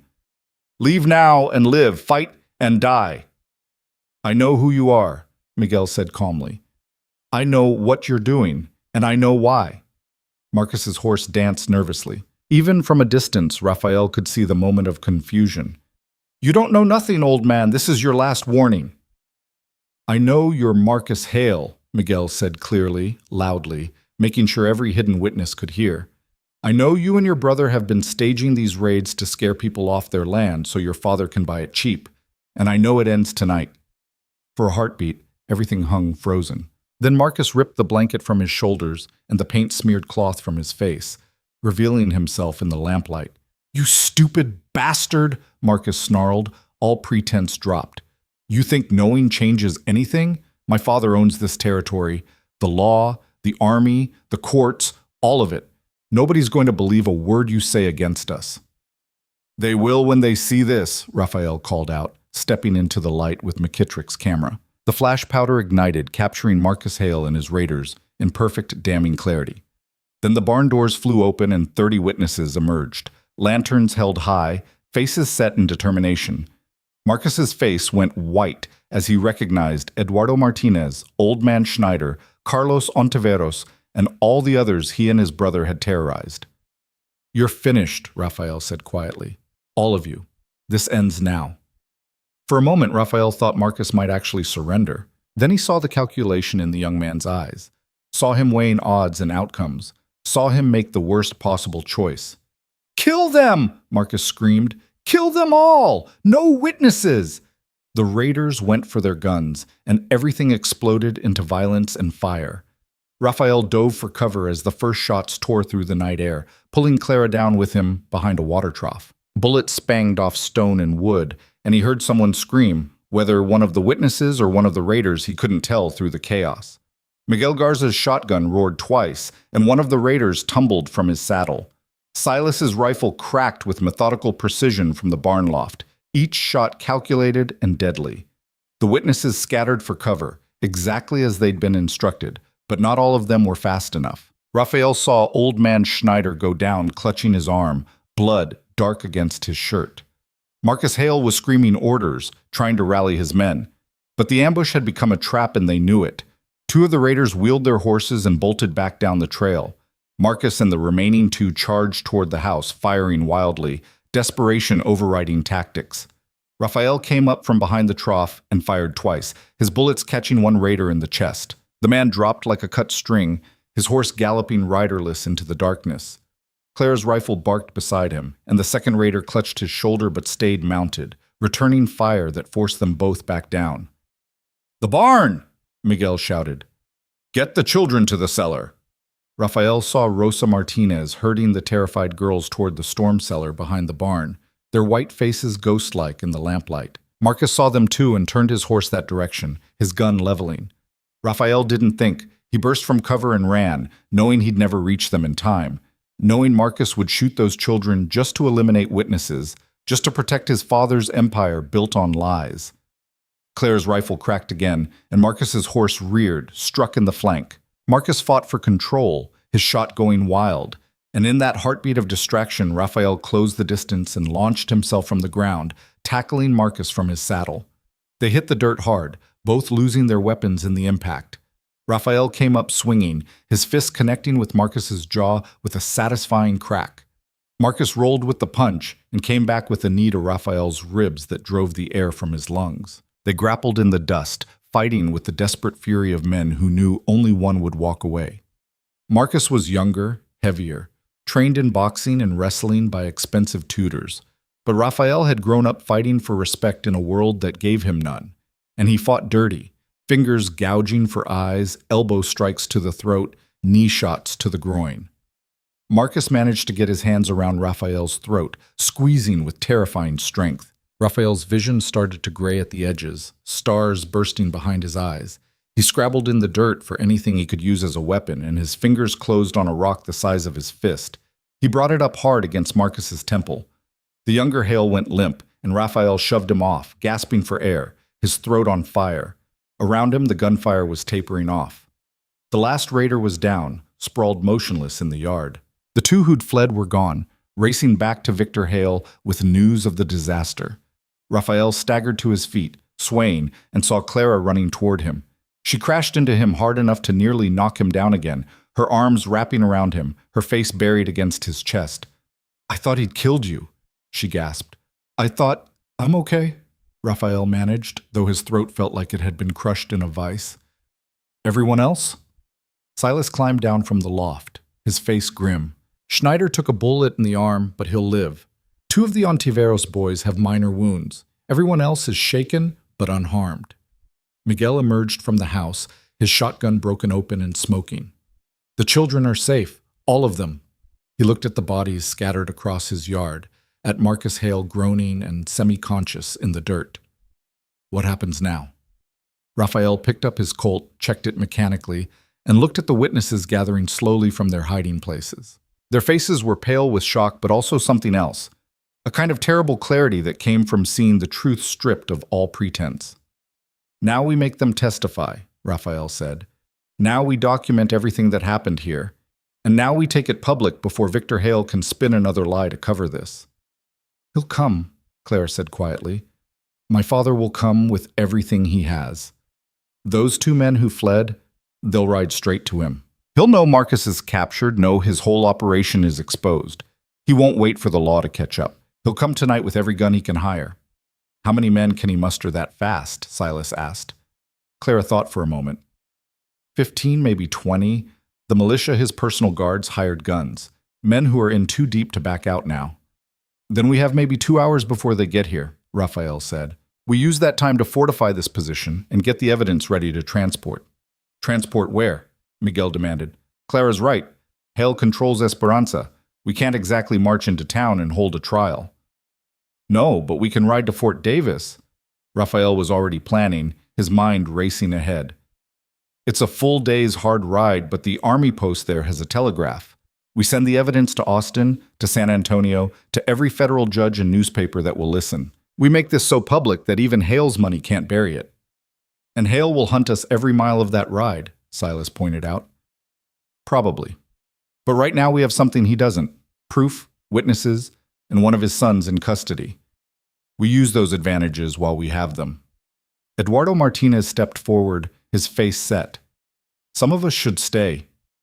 Create a diversion. Make Hale think we're all still here. Give the rest time to get away with the evidence." "That's suicide," Clara said bluntly. "My father won't negotiate. He won't take prisoners. Anyone still here when he arrives will die." "Maybe," Eduardo said. "But my daughter's safety is worth that risk. So is the truth." He looked around at the other witnesses. Who else is willing to buy time with their lives if it comes to it? To Raphael's amazement, more than half the witnesses stepped forward. Old men and young, farmers who'd never held anything more dangerous than a plow, women who'd lost homes and husbands to Hale's greed. They were terrified. He could see it in their faces. But they were also done running. "We'll make our stand here," Old Man Schneider said, cradling his wounded arm. "You take that evidence and you make it count. You make sure the world knows what Victor Hale really is. Raphael felt his throat tighten with emotion. I won't let you die for this. You don't get a say in what we die for, son, Schneider replied. We're choosing. For once in this whole mess, we're the ones making the choice. Now take that choice and make it mean something. Raphael looked at Miguel, who nodded slowly. He's right. Some of us stay, create chaos, slow Hale down. You, Clara, Silas, you take the evidence, take my daughters, and you ride like hell for Fort Davis. Don't stop, don't look back. Just get there and finish this. They moved fast after that, everyone knowing time was bleeding away.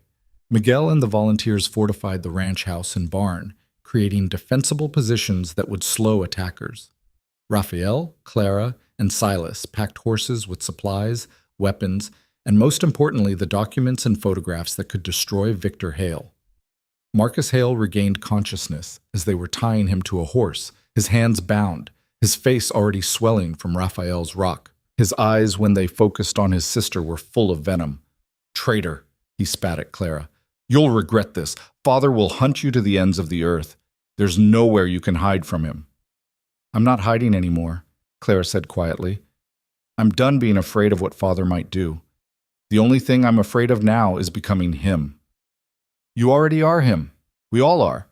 You think taking his side makes you different? You're a Hale. That stain doesn't wash off. Clara's hand moved so fast Raphael almost didn't see it. She slapped her brother hard across the face, the crack echoing in the night air. I'm choosing not to be, she said. That's the difference. You're right that we can't change where we came from, but we can choose where we go from here. You chose to be Father's weapon. I'm choosing to be something else. Marcus laughed bitterly. Noble words. Let's see how noble you feel when he catches you. They took 4 horses. Raphael, Clara, Silas, and Marcus bound and forced to ride with them as both prisoner and evidence. Miguel's 3 daughters rode with them as well, the eldest helping with the younger 2. It made the group larger, harder to hide, but Raphael couldn't leave the children behind knowing Victor Hale would use them as leverage, or worse. As they prepared to ride out, Raphael clasped hands with Miguel, Eduardo, Old Man Schneider, and the others staying behind. If you get a chance to surrender, we won't take it, Miguel interrupted. Holly won't give us that chance anyway. He'll come hard and fast, and we'll slow him down as long as we can. His grip tightened. You just make sure our sacrifice means something. You make sure the truth wins. I will, Raphael promised, hoping it wasn't a lie. They rode out the back trail as gunshots started echoing from the direction of town, Victor Hale arriving with his small army, exactly as predicted. Raphael heard the thunder of hoofbeats, the shouts of men preparing for violence, and forced himself not to look back. The people at the ranch had made their choice. Now he had to honor it by succeeding. They pushed the horses hard through the night, following trails that would hopefully throw off immediate pursuit. Silas led them through country he knew from 40 years of tracking, using every trick to hide their passage, riding through streams, across rocky ground, doubling back and splitting trails to confuse trackers.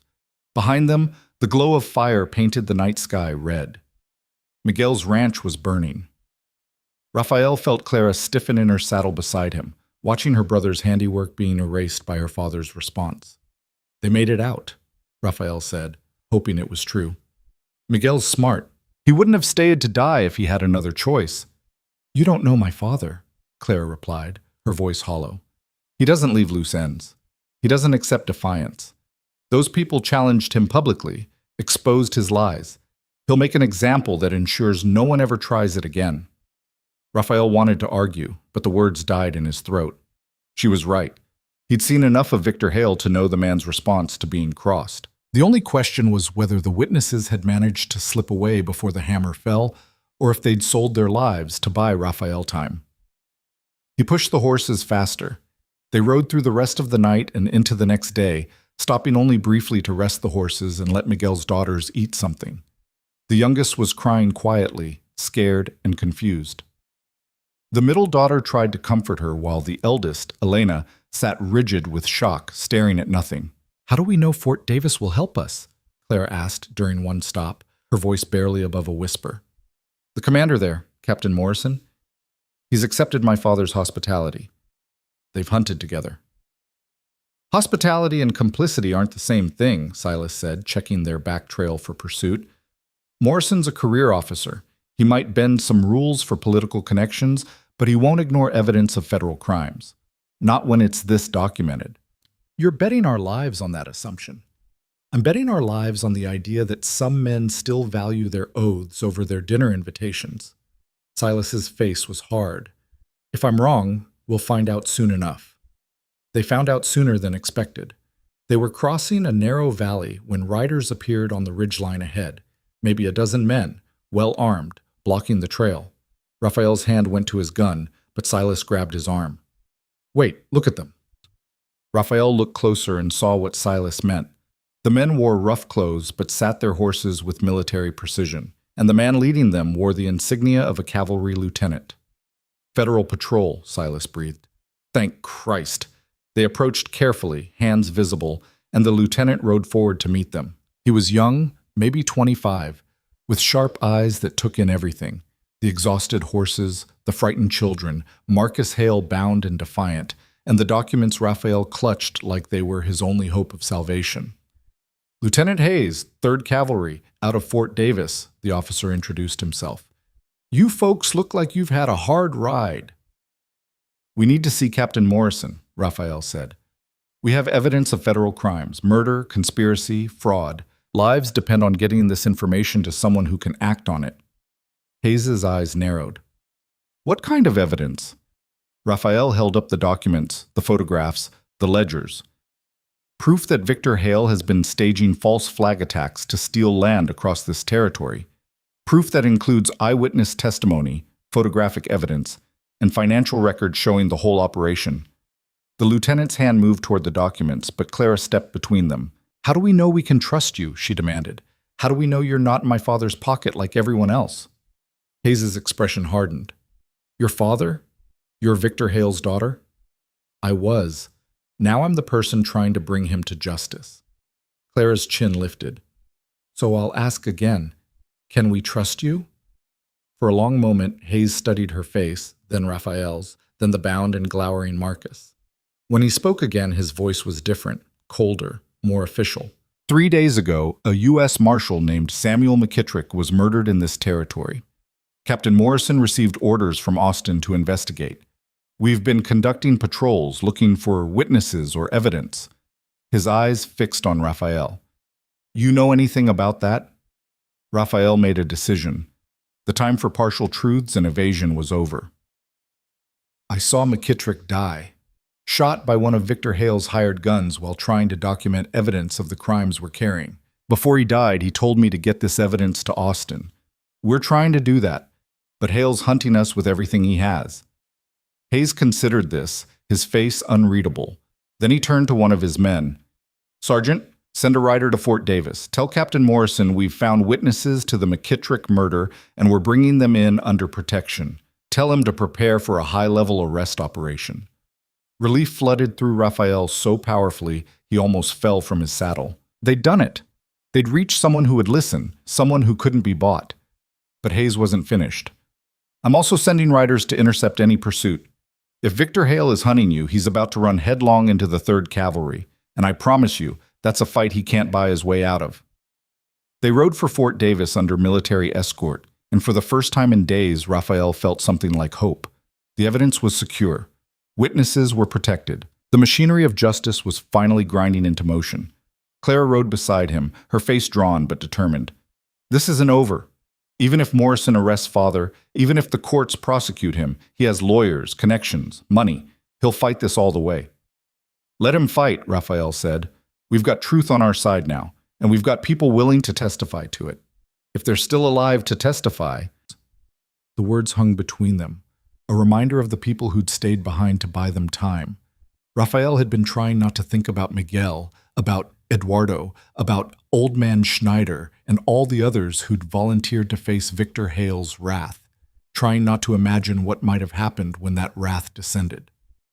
They reached Fort Davis as the sun was setting, painting the adobe walls gold and red. Captain Morrison met them at the gate, a ramrod-straight officer in his 40s with iron-gray hair and eyes that missed nothing. Lieutenant Hayes tells me you have evidence regarding the McKittrick murder, Morrison said without preamble, and that you're making serious accusations against a prominent territorial citizen. Yes, sir, Raphael said. We're prepared to testify to everything we know and show you everything we've documented. Morrison looked at Clara, recognition flickering in his eyes. Miss Hale, your father and I have dined together on several occasions. He's been generous to this post. Clara met his gaze steadily. My father is also a criminal, Captain. His generosity was an investment in your silence. I'm asking you to prove that investment was wasted. For a tense moment, Morrison's face was unreadable. Then, surprisingly, he smiled, a brief, cold expression. Your father made one mistake in his calculations, Miss Hale. He assumed that because I accepted his dinners and his donations, I would look the other way when real crimes were committed. But I'm a soldier, not a politician. My oath is to the law, not to the highest bidder. He turned to his aide. Prepare the conference room. I want every piece of evidence documented, upended, and every statement recorded. And send a telegram to the Federal Marshal's office in Austin. Tell them we've broken open the Hale investigation, and we need prosecutors immediately. Over the next 3 hours, Raphael and Clara laid out everything they knew. Morrison listened without interruption, his face growing darker as the full scope of Victor Hale's operation became clear. When Raphael described the staged raids, the costumes, the calculated terror, Morrison's hands clenched into fists on the table. My men patrolled some of those areas after reported attacks, Morrison said quietly. We followed the same false trails Hale laid. We helped perpetuate his lies because we weren't looking carefully enough. He stood abruptly. That ends now. Lieutenant Hayes, I want arrest warrants prepared for Victor Hale, his sons, and every person identified in these documents as participating in the conspiracy. I want troops ready to move at dawn. Sir, Hayes said carefully, if we're arresting someone as powerful as Hale, we need to do it right.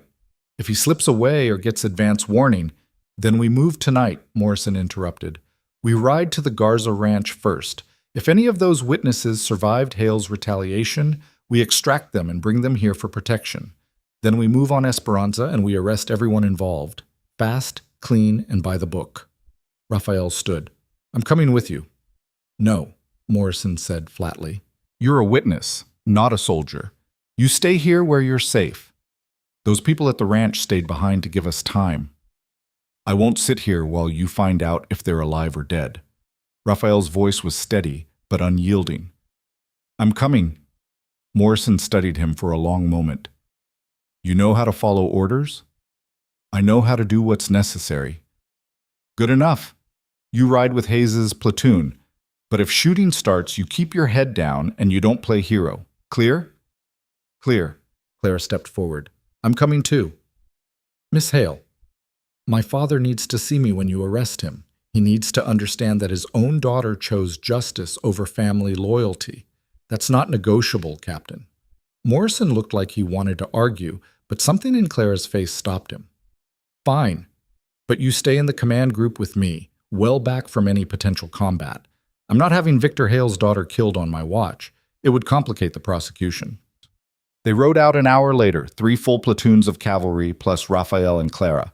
It was the largest show of force the territory had seen in years, and Morrison was taking no chances. If Victor Hale wanted war, the captain was prepared to give it to him with overwhelming power. The ride to the Garza Ranch took most of the night. As they approached, Raphael could smell smoke on the wind and his heart sank. But when they crested the final rise, he saw something unexpected. The ranch house and barn were damaged, but not destroyed, and figures moved in the yard, rebuilding what had been burned. Miguel Garza stood in front of his house with a rifle in his hands and exhaustion written in every line of his body. When he saw the cavalry approaching, his shoulders sagged with relief. Thank the stars, Miguel breathed as Raphael dismounted. We thought you'd been caught. We made it, Raphael said.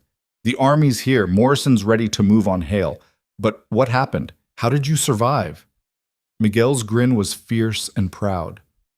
We fought, and when it looked bad, we scattered, used every bolt hole and hiding spot on this property.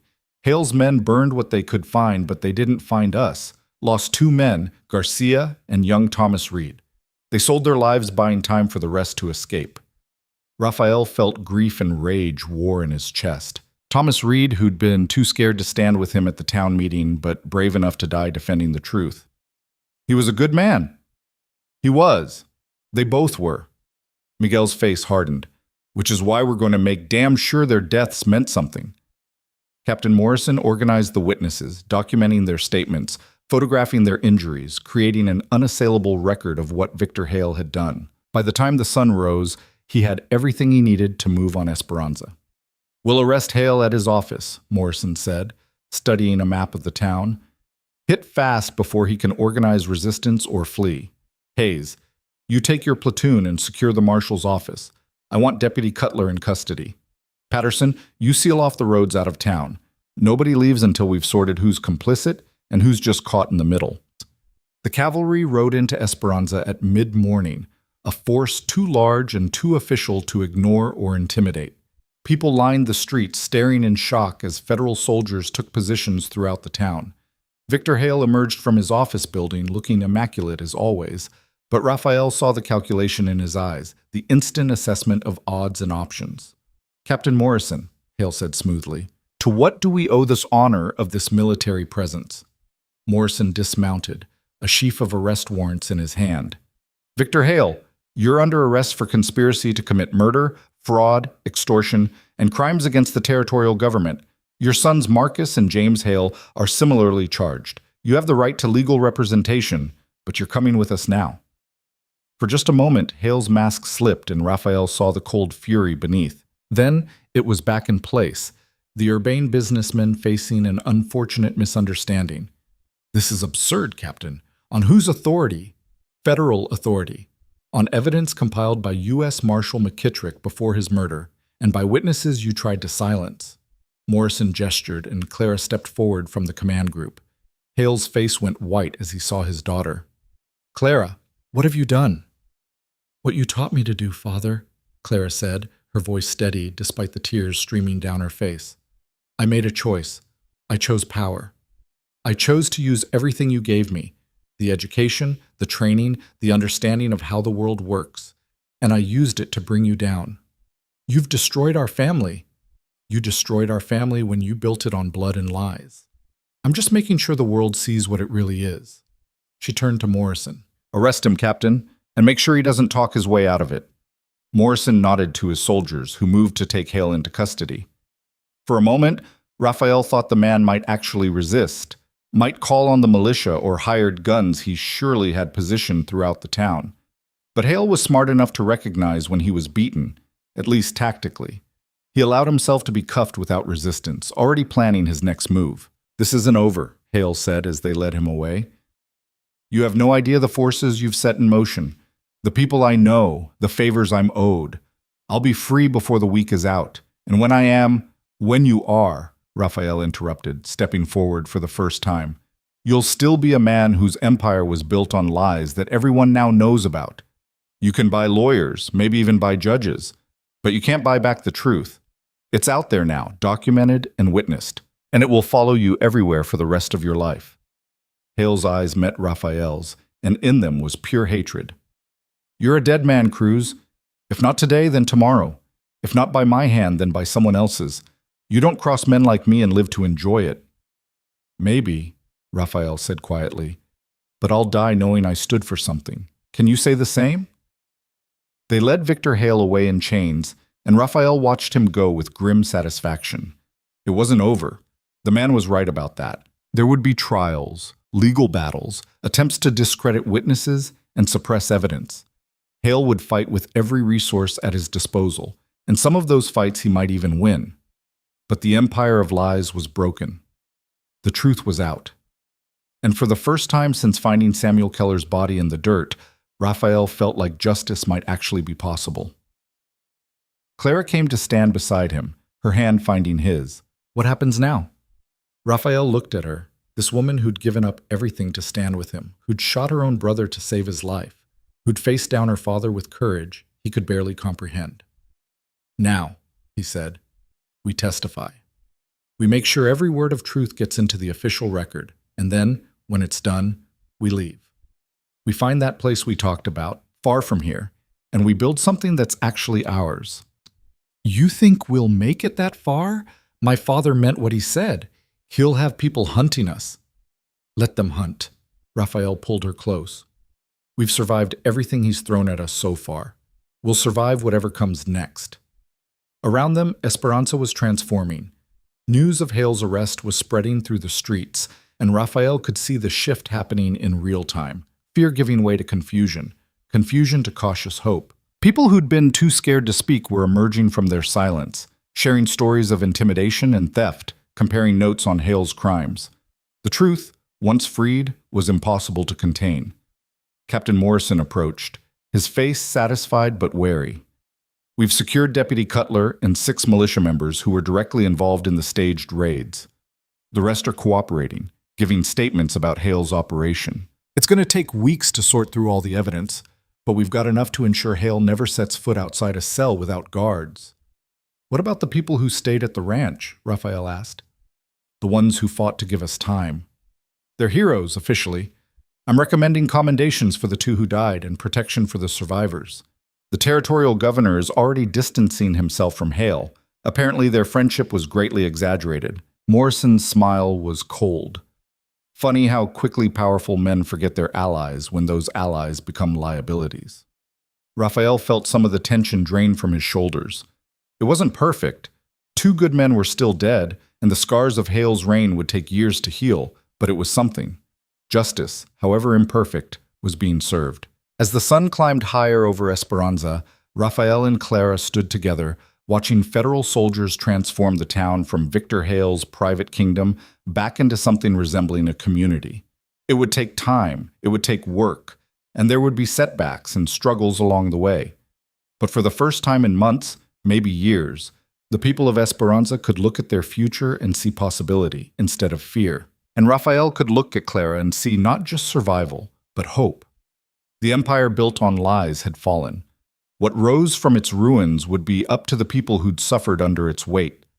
Raphael had done his part, exposed the truth, brought the powerful to justice, proved that courage still mattered, even against overwhelming odds. Now it was time to claim the life he'd fought for. The life that was finally, impossibly, his. The optimism lasted exactly 3 days. Raphael was giving testimony to the federal prosecutors who'd arrived from Austin when the first attempt on his life came. A bullet shattered the window of Captain Morrison's office, missing Raphael's head by inches and embedding itself in the wall behind him. The shooter disappeared into the crowd before soldiers could reach him, leaving only spent brass and the message that Victor Hale's reach extended even into federal custody. Morrison doubled the guard, but everyone knew it was temporary protection at best. Hale had money, connections, and most importantly, loyal men who owed him everything. The kind of men who'd gladly trade their lives for a chance to silence the witnesses destroying their patron. We need to move you somewhere safer, Morrison said that evening, pacing his office while Raphael sat with a bandage around his arm. The second attempt had come at dinner, a knife in the dark that Clara had deflected at the cost of a gash across Raphael's forearm. Fort Concho, maybe, or all the way to San Antonio. Running won't help, Raphael said. Hale's lawyers are already working to get him released on bail. The territorial judge is sympathetic, says there's no flight risk for a prominent citizen with deep community ties. If Hale gets out, he'll have unlimited resources to hunt us. Then we make sure he doesn't get out. Morrison's face was grim. The prosecutors are confident they have enough evidence to hold him without bail. The murder of a federal marshal alone should be sufficient. Should be. But how many times has should be actually worked out the way we hoped? Clara spoke from the corner where she'd been silent, watching the street through a gap in the curtains. My father's greatest skill isn't violence or intimidation. It's making the system work for him. He'll find a sympathetic judge, a technicality, a procedural loophole. He always does. She was right, Raphael knew. Over the next week, they watched Hale's legal team work with terrifying efficiency. Witnesses began recanting their statements, claiming they'd been coerced or mistaken. Documents went missing from evidence lockups. The territorial judge who'd been assigned the case suddenly became ill and was replaced by a man who'd accepted substantial campaign contributions from Hale's business associates. It's falling apart, Silas said bluntly during a meeting with Morrison and the prosecutors. Every day we wait, Hale's people are dismantling the case piece by piece. We need to act faster. We're moving as fast as the law allows, the lead prosecutor, a severe woman named Catherine Brennan, replied. But this isn't a frontier lynching. We need proper procedure, documented evidence, testimony that will hold up under cross-examination. While we're documenting, people are dying, Rafael said quietly. Eduardo Martinez was found dead yesterday. They're calling it a riding accident, but his horse was shot, and he had bruises consistent with being beaten before he fell. Brennan's face tightened. I know, and I'm sorry, but if we rush this and Hale walks on a technicality, every death becomes meaningless. They're already meaningless if we can't protect the people who risked everything to testify. The tension in the room was thick enough to cut. Morrison finally broke it by standing and moving to the map on his wall. We have two problems, he said. First, Hale's using legal channels to dismantle our case. Second, he's using illegal channels to eliminate witnesses. We can't fight both battles simultaneously with our current resources. Then we change the battlefield, Clara said. Everyone turned to look at her. My father's strength is his network, the judges, lawyers, business associates who owe him favors. But that network exists in the territory. It doesn't extend to Washington. Oh, you want to take this to the Capitol? Brennan asked skeptically. The Attorney General's office is backlogged for months. By the time they review, not the Attorney General, the newspapers. Clara's eyes were bright with the same calculating intelligence Rafael had seen her father use. Washington papers, New York papers, papers in cities where Victor Hale has no influence and no ability to suppress coverage. We give them everything: photographs, documents, testimony from witnesses like the Martinez family and Old Man Schneider. We make this so public, so undeniable, that even my father's money can't bury it. Morrison looked thoughtful. That would certainly apply pressure, but it also makes you and Rafael even bigger targets. Once the story breaks nationally, Hale will know you're the source. He already knows, Rafael said. The question isn't whether we're targets, it's whether we're going to hide or fight. Fighting could get you killed. So could hiding. Rafael met Morrison's eyes. At least this way, our deaths might accomplish something. Over the next 48 hours, they worked frantically to compile everything into a package that would be undeniable even to distant editors who'd never heard of Esperanza. Rafael wrote out his full account, starting with finding Samuel Keller's body and ending with Victor Hale's arrest. Clara provided insider details about her father's operation that only a family member would know. Silas gathered statements from every surviving witness, each one carefully documented and notarized. The photographs were the most damning. Images of Marcus Hale and his raiders caught mid-performance, costumes and paint clearly visible. Images of the evidence at the hidden camp. Images of the burned ranches and terrified families. Catherine Brennan had been right that procedure mattered, but pictures told stories that legal briefs never could.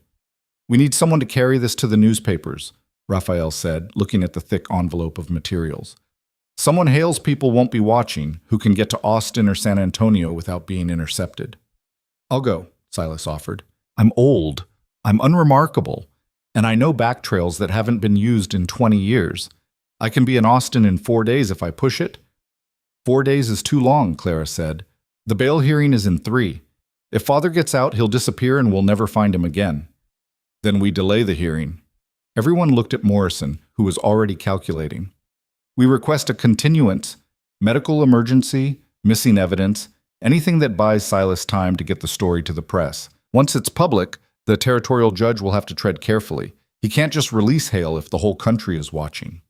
It was a desperate plan, full of points where everything could go wrong, but it was the only plan they had. Silas left that night, riding a nondescript horse with the evidence sewn into the lining of his saddlebags. Rafael watched him disappear into the darkness and felt the weight of everything resting on that old man's shoulders. If Hale's people caught him, if he couldn't find an editor willing to publish, if the story didn't generate the outrage they needed, everything they'd fought for would collapse. The bail hearing was postponed, but only by 2 days. Catherine Brennan fought for more time and was denied. The new judge, a thin-lipped man named Caldwell, made it clear he found the entire case questionable and the federal involvement presumptuous. This is territorial business, Caldwell said. During a closed hearing, Rafael wasn't allowed to attend, but heard about later. The murder of Marshal McKittrick is tragic, but the evidence linking it to Mr. Hale is circumstantial at best. As for the accusations of staged raids, they rest primarily on the word of individuals with clear bias against my client. There are photographs, Brennan countered, documents in Hale's own hand, financial records showing documents that could have been forged, photographs that prove, at most, that someone dressed up and pretended to be raiders, not that my client ordered or sanctioned such behavior. Caldwell's tone was dismissive. I'm inclined to grant bail pending trial. Mr. Hale has deep ties to this community and no history of flight risk. The hearing was set for the following afternoon. Raphael and Clara spent the morning in tense silence, knowing that if Hale walked out of that courtroom, they'd be running for the rest of their lives, however long or short those lives might be. We should leave now, Clara said finally. Before the hearing, we could be in Mexico by tomorrow night. And abandon everyone who risked their lives for this? Raphael shook his head. I won't do that. If Hale gets out, at least I'll face him standing instead of running. That's not bravery, it's suicide. Maybe, but it's the only choice I can live with. He took her hands. You should go, though. Head south. Use your father's money to start over somewhere he'll never find you. You've done more than anyone could ask. Clara's laugh was bitter. You really think he'd let me walk away? I'm his daughter who betrayed him, who shot her own brother, who helped destroy everything he built. He'll hunt me until one of us is dead, no matter where I run. Then we face him together. Together, Clara agreed, and kissed him, desperate and fierce, tasting of fear and defiance, and something deeper that neither of them had dared put into words. The bail hearing was scheduled for 2 in the afternoon. At noon, a rider came thundering into Fort Davis with a telegram from Austin. Morrison read it twice, his face transforming from grim to satisfied. The story broke this morning, he said, handing the telegram to Raphael. Every major newspaper from Austin to New York is running it, complete with photographs and witness statements. The headline in the Austin paper is Frontier Baron's Empire Built on Blood and Lies. Raphael felt relief flood through him so powerfully his knees went weak. They'd done it. The truth was out there now, undeniable and unavoidable, spreading through telegraph lines and printing presses faster than Victor Hale's lawyers could suppress it. What does this mean for the hearing? Clara asked. It means Judge Caldwell just got a lot more cautious about appearing to favor Hale, Morrison said with grim satisfaction. Public opinion is a powerful thing, especially when it's backed by documented evidence. Caldwell was appointed by the territorial governor, and that governor is already facing questions about his relationship with Hale. He can't afford to have his judge release someone the whole country now sees as a criminal. They went to the courthouse together. Raphael, Clara, Morrison, and a full platoon of soldiers who took positions around the building. The place was packed with townspeople, reporters who'd arrived on the morning stage, and federal officials who'd suddenly developed intense interest in a case they'd ignored for weeks. Victor Hale was brought in wearing chains, and Raphael saw immediately that something had changed. The urbane confidence was cracked, replaced by barely controlled fury. Hale's eyes swept the courtroom and landed on Clara with such venom that Raphael instinctively moved between them. All rise for the Honorable Judge Caldwell, the bailiff called. Caldwell looked like a man who'd spent the morning having very unpleasant conversations with very powerful people. His face was drawn, and he avoided looking at Hale as he took his seat. We're here for a bail hearing in the matter of United States versus Victor Hale, Caldwell began. I've reviewed the initial evidence and heard arguments from both counsel.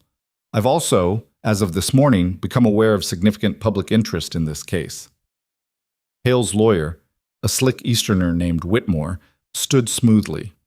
Your Honor, public interest should not influence judicial proceedings. My client deserves the same presumption of innocence as any. Your client is accused of orchestrating the murder of a federal marshal, Mr. Whitmore. That alone would be sufficient to deny bail. But the evidence presented by the prosecution goes far beyond a single incident. We have documented conspiracy, fraud, false flag operations designed to terrorize citizens and illegally acquire property. Caldwell's voice hardened. This court will not be party to releasing someone who poses both a flight risk and a clear danger to witnesses. Your Honor, that's a gross mischaracterization. Motion for bail is denied, Caldwell interrupted. Mr. Hale will remain in federal custody pending trial. Furthermore, I'm ordering additional security for all witnesses and recommending that this case be transferred to Federal District Court in San Antonio, where it can receive proper oversight free from any perceived local bias. The courtroom erupted. Reporters scribbled frantically. Hale lunged to his feet, restrained by soldiers. "This is a travesty," Hale roared. "You're condemning me based on lies and forged evidence. I demand—" "You'll have your day in court, Mr. Hale," Caldwell said coldly.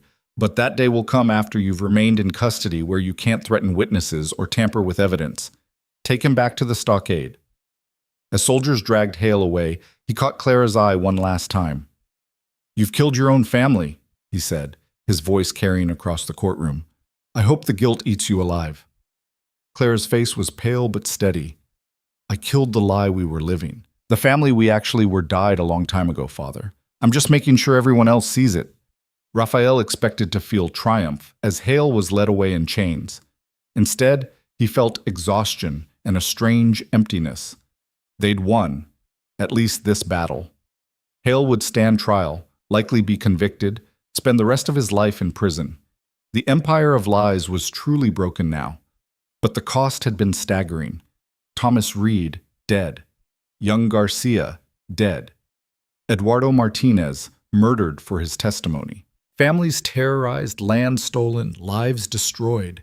Even victory couldn't undo that damage. "It's not enough," Clara said quietly beside him as they watched her father disappear. "Nothing we do will be enough to balance the scales."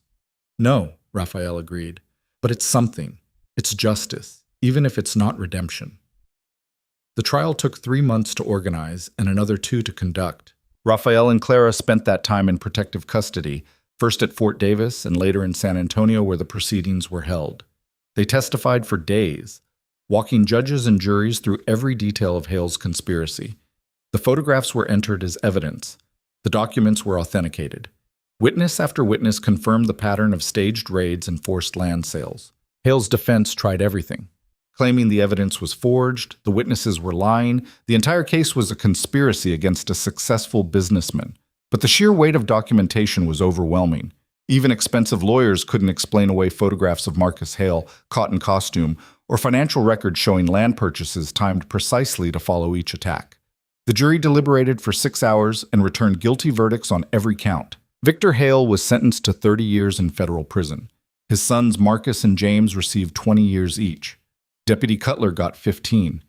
The hired guns who'd participated in the raids were scattered across various prisons, their testimony having bought them reduced sentences. Raphael watched the sentencing from the gallery, Clara's hand tight in his. When it was over, when Hale had been led away to begin his sentence, they walked out of the courthouse into bright Texas sunlight and stood for a moment just breathing. "It's really over," Clara said, as if she couldn't quite believe it. "The trial is," Raphael said. "The rest is just beginning." They talked during the long months of depositions and testimony about what came next. Mexico had seemed appealing at first, far from Hale's influence, warm and welcoming. But the more they discussed it, the more they realized they didn't want to run. They wanted to rebuild. "I'm thinking about going back to Esperanza," Raphael said. "Not to live, but to help. The land Hale stole. Most of it's being returned to the original owners through the courts. They'll need help rebuilding, reorganizing, someone who knows the territory and isn't afraid of hard work." Clara smiled. "And someone who proved they can stand up to powerful men and win." "That too." "What about after? After Esperanza is rebuilt and the families are settled?" Raphael looked at her. This woman who'd given up everything for a principle, who'd faced down her own father, who'd stood with him when standing meant risking everything. "I was thinking California," he said. "Land is opening up out there. Good land, far enough from here that your father's name won't follow us. We could start fresh. Build something that's actually ours. A ranch? Maybe. Or a farm. Or just a small place where we can breathe without looking over our shoulders." He pulled her close. "Whatever we build, it won't be on lies. It won't be on other people's suffering. It'll be honest work, honest living." "Sounds boring," Clara said, but she was smiling. "After the last 6 months, boring sounds like paradise." They stayed in San Antonio for another month while the legal aftermath sorted itself out. Raphael gave interviews to newspapers, telling the story of how ordinary people had stood against corruption. He testified before a territorial commission investigating land fraud and helped identify other victims of Hale's schemes. Clara worked with lawyers to ensure that her father's remaining assets were properly distributed, selling off properties and using the proceeds to compensate families who'd been driven from their land. When they finally returned to Esperanza, it was as different people entering a different town. The fear that had hung over the place like smoke was gone, replaced by cautious optimism. New families were moving in, taking up the land that Hale's victims had been forced to abandon. The town was rebuilding itself, piece by piece, into something that might actually deserve the name Esperanza. Hope. Miguel Garza had survived and thrived. His ranch was being rebuilt with help from neighbors who'd previously been too scared to associate with anyone who'd crossed Victor Hale. His daughters were safe, growing up in a community that was finally learning to value truth over power. Silas Webb had become something of a legend, the old tracker who'd outsmarted Hale's men and carried the evidence that broke the case. He spent his evenings in the saloon, surrounded by young men who wanted to hear the story again and again. The thing people don't understand, Silas told Raphael over whiskey one night, is that you didn't beat Hale by being smarter or tougher than him. You beat him by being willing to do what he wasn't, tell the truth, and accept the consequences. The consequences almost killed us, Raphael pointed out. Almost. But they didn't. And now Hale's in prison, and you're free. That's what courage looks like. Not the absence of fear, but the willingness to act despite it. Raphael helped where he could over the next months. He worked with Miguel to rebuild fence lines and restore irrigation systems Hale's men had sabotaged. He testified in dozens of civil cases as families sued to recover property. He stood as witness at the funerals of Thomas Reed and the others who died fighting Hale's tyranny, making sure their sacrifices were remembered and honored. And slowly, gradually, Esperanza transformed from a town defined by fear into something resembling a real community. Clara worked alongside him, using her knowledge of her father's business practices to help victims navigate the complex legal processes of recovering their land. She started a small school, teaching children whose education had been disrupted by the chaos. She made peace with the few family members who'd had nothing to do with Victor Hale's crimes, building bridges that had been burned when she chose to testify. One evening, nearly a year after Hale's conviction, Raphael found Clara standing at the edge of town, looking west toward the sunset. "What are you thinking?" he asked, coming to stand beside her. "That I've been in Esperanza for almost a year, and I'm still not entirely sure people trust me. I'm still Victor Hale's daughter to them, no matter what I did to stop him. Give them time. Trust takes longer to build than empires take to fall." "I know, but sometimes I wonder if we should have just left after the trial. Gone to California like we talked about. Started over where nobody knows our names." Raphael took her hand. "We can still do that, anytime you want." Clara was quiet for a long moment. "I don't want to anymore. I thought I did. Thought running away from my father's shadow was the answer. But staying here, helping undo the damage he caused, it feels like redemption, maybe. Or at least the path toward it." "Redemption for what? You didn't commit his crimes." "No, but I benefited from them. I lived in the house his blood money built, wore clothes bought with stolen land, attended schools paid for by families he destroyed. I can't change that, but I can spend the rest of my life making it right." Raphael pulled her close, understanding completely. He'd spent years being neither Mexican enough nor white enough, belonging nowhere, accepted by no one. The fight against Hale had given him something he'd never had before: purpose, identity, a reason to stand when standing was hard. "Then we stay," he said. "We help rebuild what was broken. And when it's done, when Esperanza is actually the place it could be, then we move on to whatever comes next. Together? Always together." They were married that fall in the small church at the center of town, with Miguel Garza standing as Raphael's witness and Silas Webb giving Clara away since her father couldn't and her brother wouldn't. Half the territory showed up. People who'd lost land to Hale's schemes, people who'd been terrorized by his fake raids, people who simply wanted to see the couple who'd brought down an empire. The ceremony was simple, the vows traditional, but when Raphael looked into Clara's eyes and promised to stand with her through whatever came next, he meant it with every fiber of his being. They honeymooned at a small cabin in the hills where spring water ran cold and clear. For 2 weeks, they existed in a bubble where Victor Hale and trials and testimony didn't exist. They talked about the future, California, children, a life built on honest work. They made love under stars that seemed impossibly bright, far from the smoke and violence that had defined their relationship's beginning. And for the first time since finding Samuel Keller's body in the dirt by Cottonwood Creek, Raphael felt something like peace. They returned to Esperanza ready to finish what they'd started. Over the next year, they worked tirelessly to help the community heal. Raphael's reputation as the man who'd stood against Victor Hale opened doors that had been closed to someone of his mixed heritage. People sought his advice, trusted his judgment, invited him into councils where decisions about the territory's future were made. Clara's school grew from a handful of students to nearly 40, children of all backgrounds learning together in a building built by community effort. She taught them reading, writing, arithmetic, but also critical thinking, the importance of questioning authority, the courage to stand for truth even when it was costly.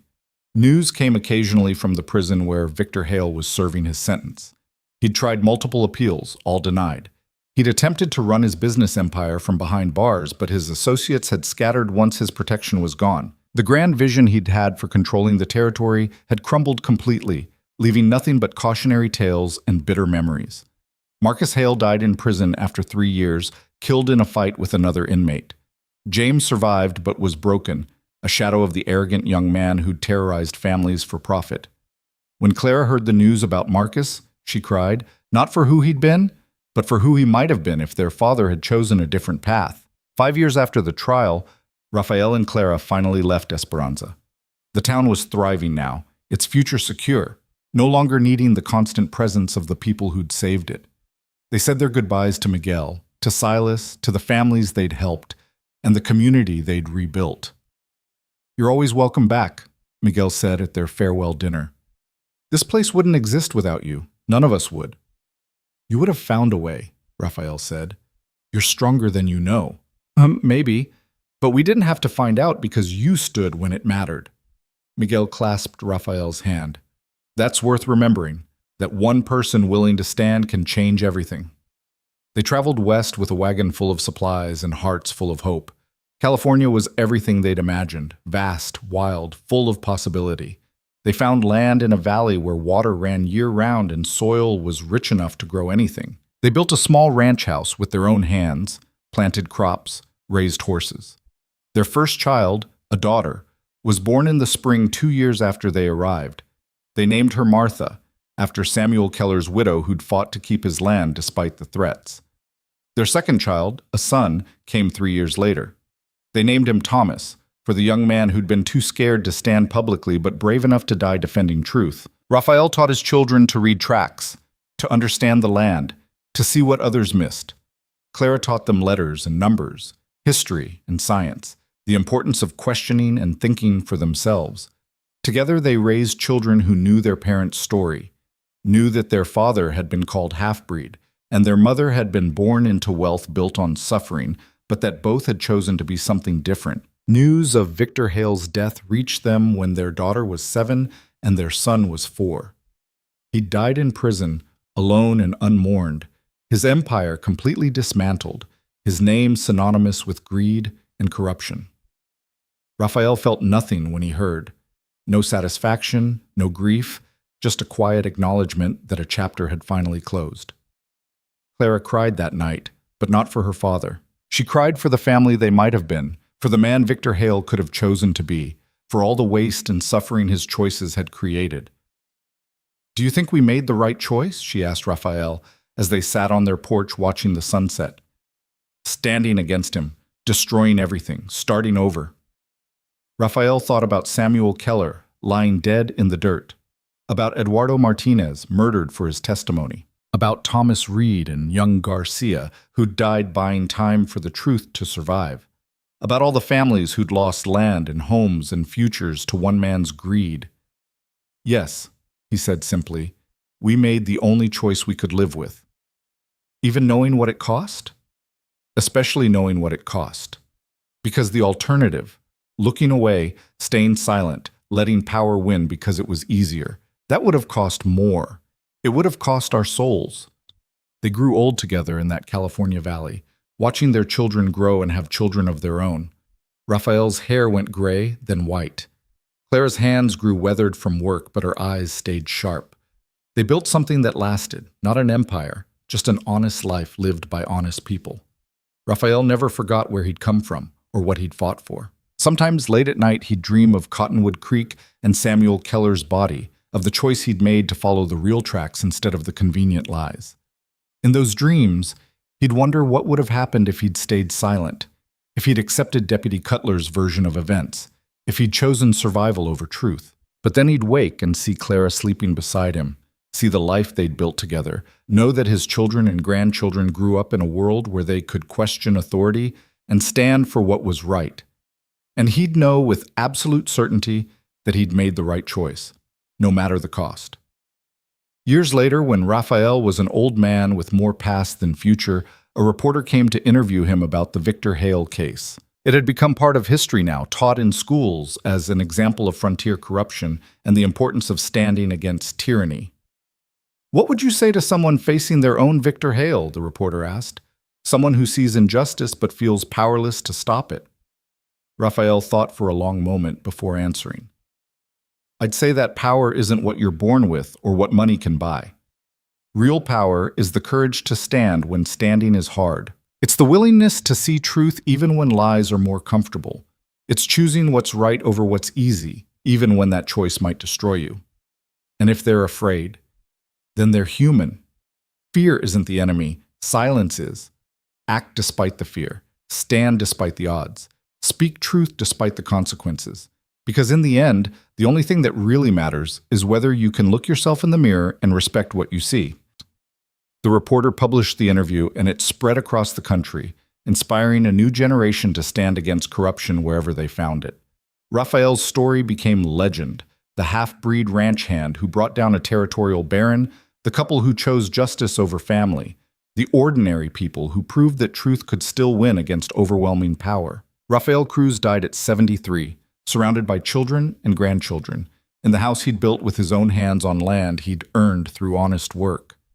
His last words were to Clara, who sat beside his bed holding his weathered hand. "No regrets," he whispered. "Not one." "No regrets," Clara agreed through tears. "We lived honest, we loved true, and we left the world better than we found it. That's enough." It was more than enough. It was everything. Clara lived another 5 years after Raphael passed, teaching her grandchildren about their grandfather's courage and their grandmother's choice to stand against her own blood for the sake of what was right. She made sure the story was preserved, documented, passed down, not as legend, but as truth. When she finally joined Raphael in the small cemetery overlooking their valley, the entire community turned out to honor her, not as Victor Hale's daughter, but as Clara Cruz, teacher, mother, survivor, and the woman who'd proven that redemption was possible for anyone willing to fight for it. Their graves stood side by side under a spreading oak tree, the headstones simple and honest. Raphael's read, "He stood when standing mattered." Clara's read, "She chose truth over blood."